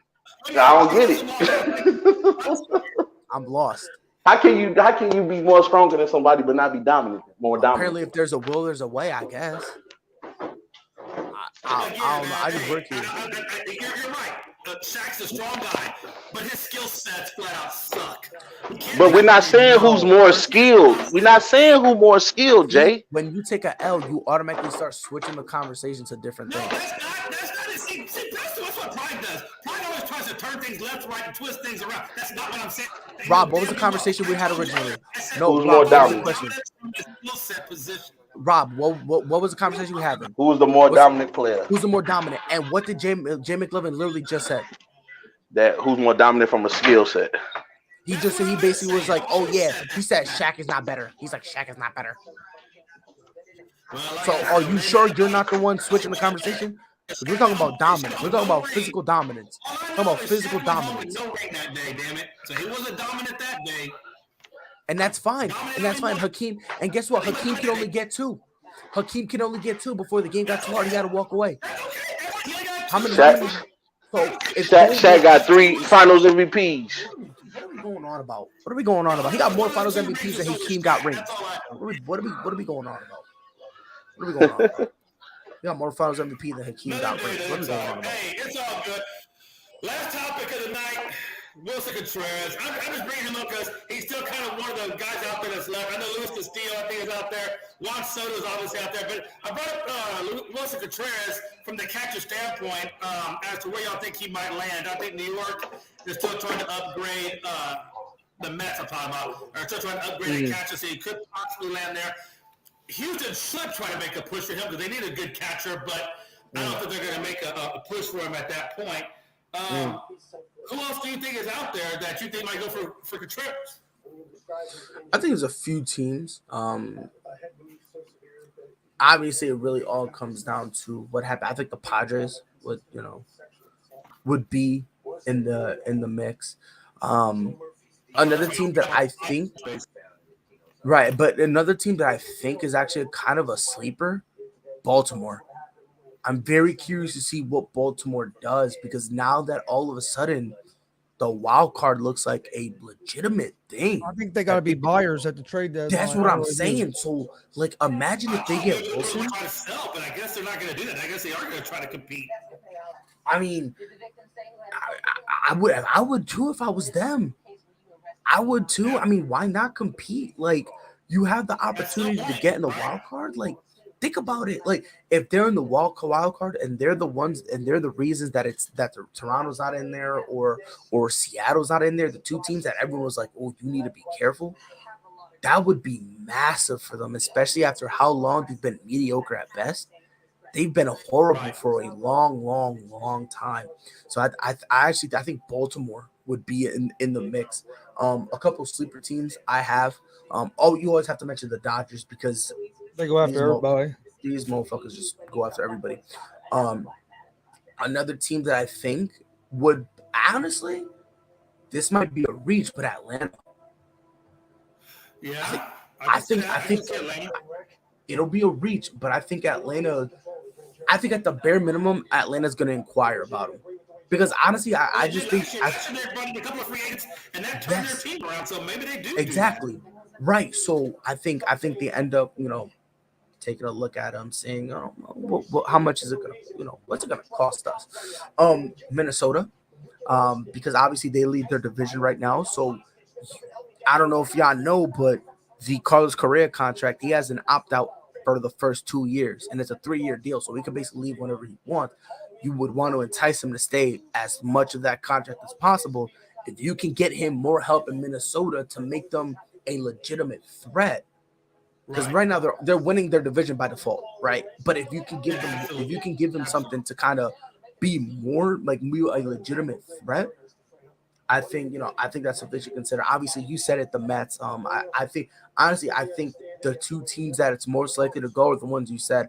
I think Houston and the Mets. I think they both need them. And honestly, if I have to pick one, I think Houston has a slight edge because I think they have a little more to give, especially in the farm system. I do think they have a little bit more they could possibly give to a team that it's telling you, bro, we're done. We want draft picks and farm players. That's all we want. So I think that kind of does favor Houston, but I do see a couple dark horse teams that could potentially be it for Wilson Contreras. So obviously there's going to be a great market for him. But at the end of the day, it's really going to come down, like the team he goes to, you got to understand, not only are you getting an all-star, but you're getting a guy who, honestly, even though he's going to miss Chicago, he's probably glad he's getting out of there. You know what I mean? Like, he wants to play winning baseball, and Chicago can't spell win, bro. That's why there's no W in their name. Like, it's rough, bro. Like, so, I do think there's. Hey, I'm still here, bro. I'm glad you are, bro. I'm glad you are. But you know what? Screw Connecticut. I haven't done that in a long time. Screw Connecticut, and I'm glad Vince McMahon got the boot. No, I'm just playing. At least about the Vince McMahon part, but screw Connecticut. I think either the Padres or the Astros are strong possibilities for Contreras. Right. 100%. And as good of a game manager as he is, this bat is just terrible. Then you got Lee, who's got a pretty good bat, but he's fresh up out of AAA. So his game management, I don't think is all the way there. He still has a lot of room to grow. So that's really what I feel like. Give him a prospect. In every case, Wilson Contreras is 30. Financially, he'll fit right in with his system, and he's up for a contract. At the end of the year, so extend them or let them go, depending on what they want to do. Once you get past the end of the year. So for Houston, I think it's a good situation for them to bring him in. I think he can do big things, and he'd be on a contender. And I was about to say, and the biggest part about it, he fits with the win now mentality. You know what I mean? Because like that's the mentality he has. By the way, Damon says there's W in Windy City. Just saying, once you have to reach for a nickname, take that L, kid, and move on with your life. Oh, Damien, man. Yeah, I think he's gone. I think Castillo's gone too. If you watched how everybody in the Reds dugout acted yesterday after he pitched, he's gone. I hate to say it, but he's gone. They did the same. They treated him the same way how when Felix Hernandez, when he left Seattle, Yeah. and it was just like uber emotional. It was. I got those vibes. And he pitched Those are the another vibes I got. 7-inning masterpiece Gem. yesterday. He's Gem. pitched 7 innings his last like 6 or 7 starts. Because at this point, they want him to kind of bolster his appeal, but that's a dangerous road. It's a dangerous. He blows his arm out one time. Yep. It's playing a dangerous game. Oh, my goodness. All right, folks. We are at the end of this program. We're going to move into some final thoughts, and then we're going to watch some baseball. And then hopefully maybe Rob will turn on some baseball, and he will learn a thing or two there.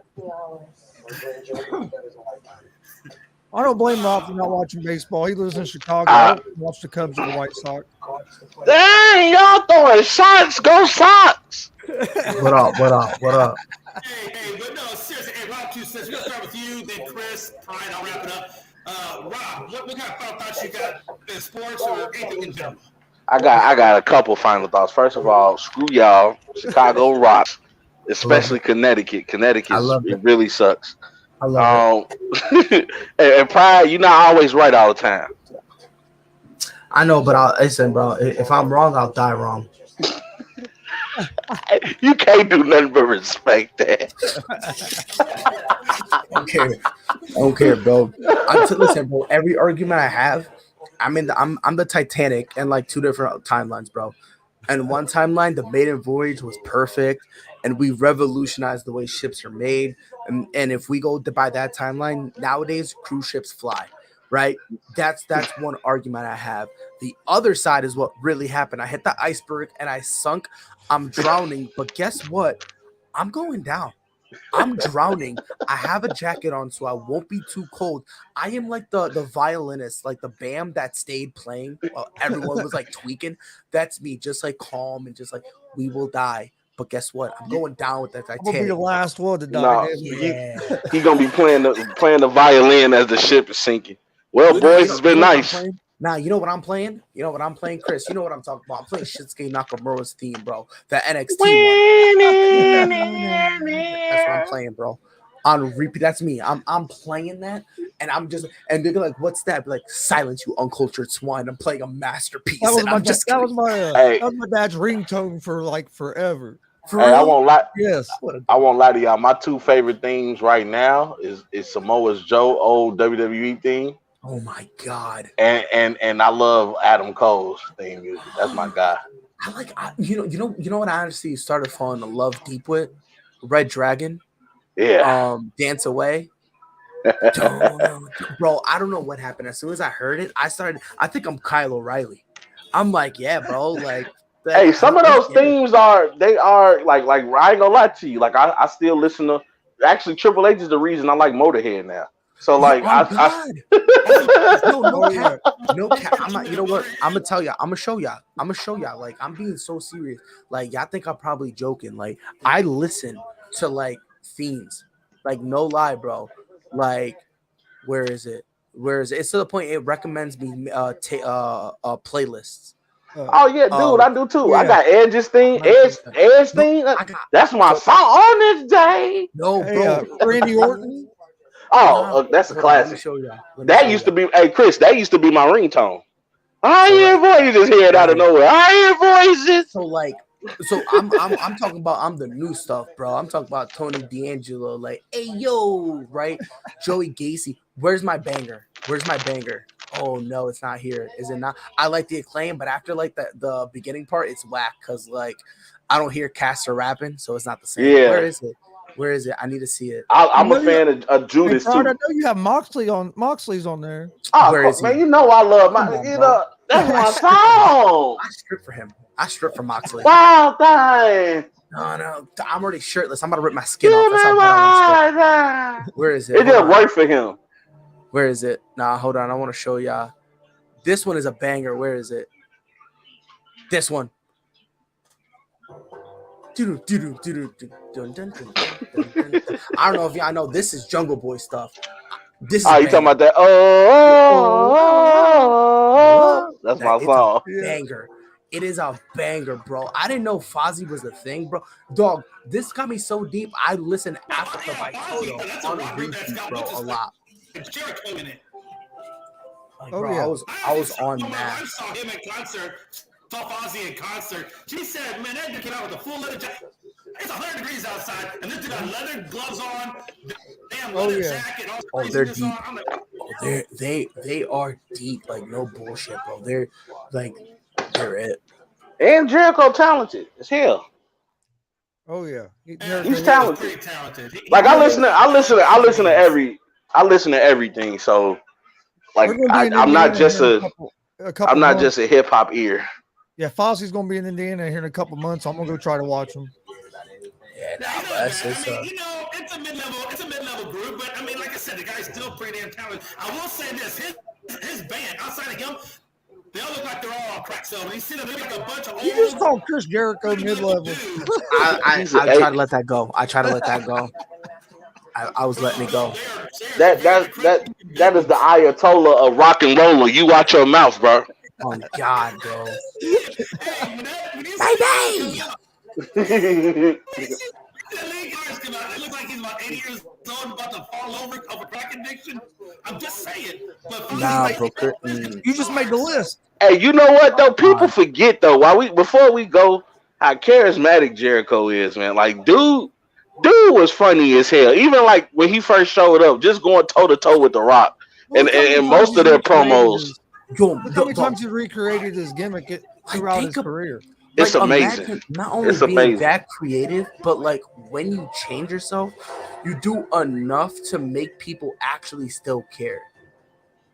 Dude, even with the wizard thing, bro. Like he's the only one that could pull that off. I'm a wizard. Listen. As much as I love this guy, if Bray Wyatt ever came out talking about, "Hey man, follow the buzzards because I'm a wizard," I'm like, I'm through with Bray Wyatt. Fired. I hate you. I never liked you. I'm anti-Bray to the day I die, bro. Like, no way. Like Jericho saying it, like no lie. When Jericho is saying hilarious. I believe it. He's like, I'm a wizard. Oh my days. By the way, I just saw the comebacker on him. So on Daniel Castano. Oh yeah. Oh yeah, that was crazy, wasn't it? And so ready to hear the funny part about it? So after he gets hit in the head, right? This dude does an interview afterwards. This guy does an interview with like his head bandaged. And bless his heart, what a guy. Why would they even let him go out there for an interview? Because who could stop him? That's true. Who can stop That's him? True. Okay, you just took 104 off your dome. And then the CT scans, there's negative. What do you? And who's stopping him? Usually, when you take a shot off your head, the ball goes like down. That ball went straight up in the air all the way over to third base. Yeah, that thing went. Hey, I gotta address that question I just saw. I almost cried. When I saw the Black Panther trailer, I almost cried. Yeah, I almost cried. I was like, "Oh Lord Jesus, bring him back, Lord, bring him back." Dude, I saw it and I was like, I like it. And then I saw the mural. Yeah. And when I saw that mural, I was like, I almost cried. I was like, man, that one hit. I was like, who's cutting onions in here? I was like, BRB. See, and you ready to hear the funny part? Ready to hear the funny part? You're talking about who cutting onions, bro. I don't even care. I was like, I cried. I don't even care. I cried. I'm not mad at you, Pride, for that. I'm not mad at you. It was very sentimental. Dog, I was because my thing was I was curious what would they do, like, because think about it, bro. Like, he was the guy, and before he passed away, they wanted to rush. They were trying to rush to make number so 2, he can get his flowers. So that way they could kind of give him, that would be like his farewell, and the ending. What they wanted to do the end, because everyone knew the end was near, but what they wanted to do was kind of how they wanted to replicate a scene. Remember in Fast and Furious when Paul Walker and with his brother went and they kind of went their separate. They kind of wanted to do something like that, where at the end, him as the Black Panther just like walks off into like the bright sunset, and then while he was doing that, like the light would basically almost as if it was like a curtain. It was going to envelop him. You know what I mean? And that was how they wanted to do it.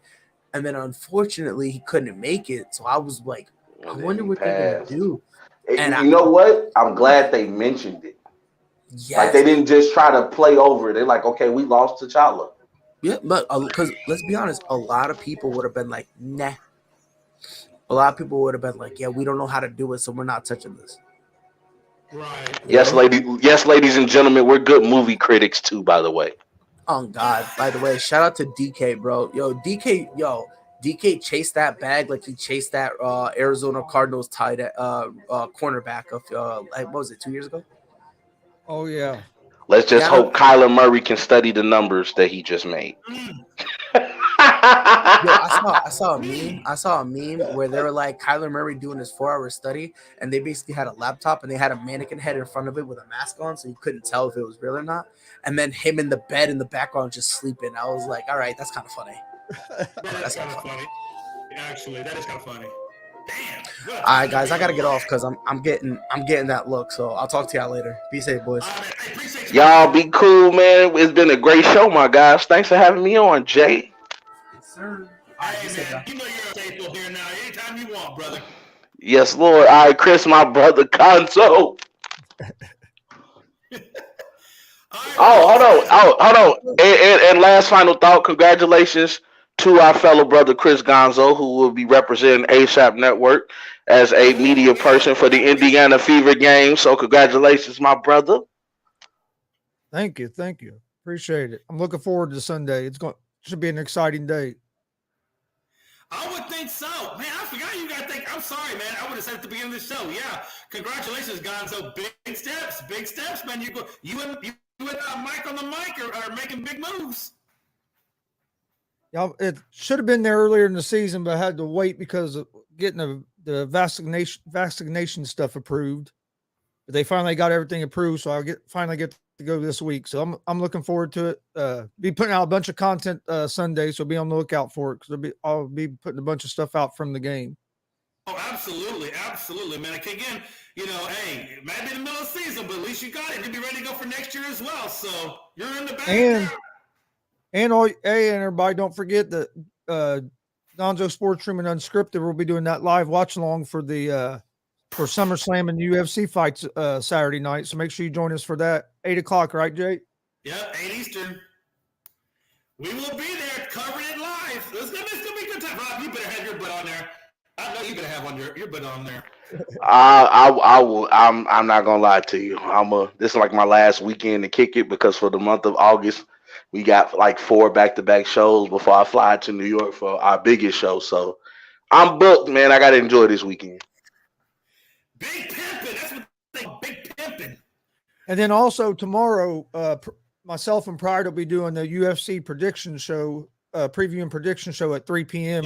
Eastern on GSR and on the ASAP Sports Network on my sports betting show. So be on the lookout for that tomorrow as well. All right, there you go, folks. Unscripted Saturday, 8 Eastern. We're gonna have that watch along for SummerSlam, UFC, whatnot, and then of course Friday, like Gonzo said, man. Don't tune into that pregame with Pride.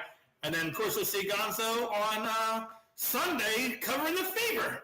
So lots of good stuff coming your way. Lots of good content here coming away. Again, thanks to Rob 2 Cents, Pride, Big Shot Rob Stripe for coming in. And as always, by the way, Chris, Gonzo, everybody filling in while Logan and Frank are on sabbaticals. Really, shows the family love and people taking care of Unscripted, and I can't tell you how much I love these people to death. And we will catch you on Saturday. You guys be good, and yeah, man, we out of here. So it's like a fine time.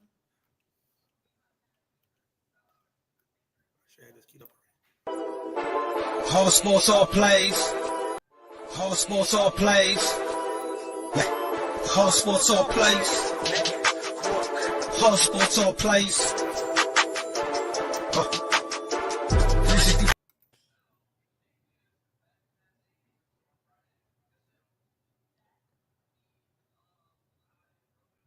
Whole sports all plays. Whole sports all plays. Whole sports all plays. 365, we making a place. You talking the game, get you to the days. We're high in the court, the dime in the lane. Variety topics, living the same. All presentation, sports information. In the airways, taking the nation. Sport all plays, like working your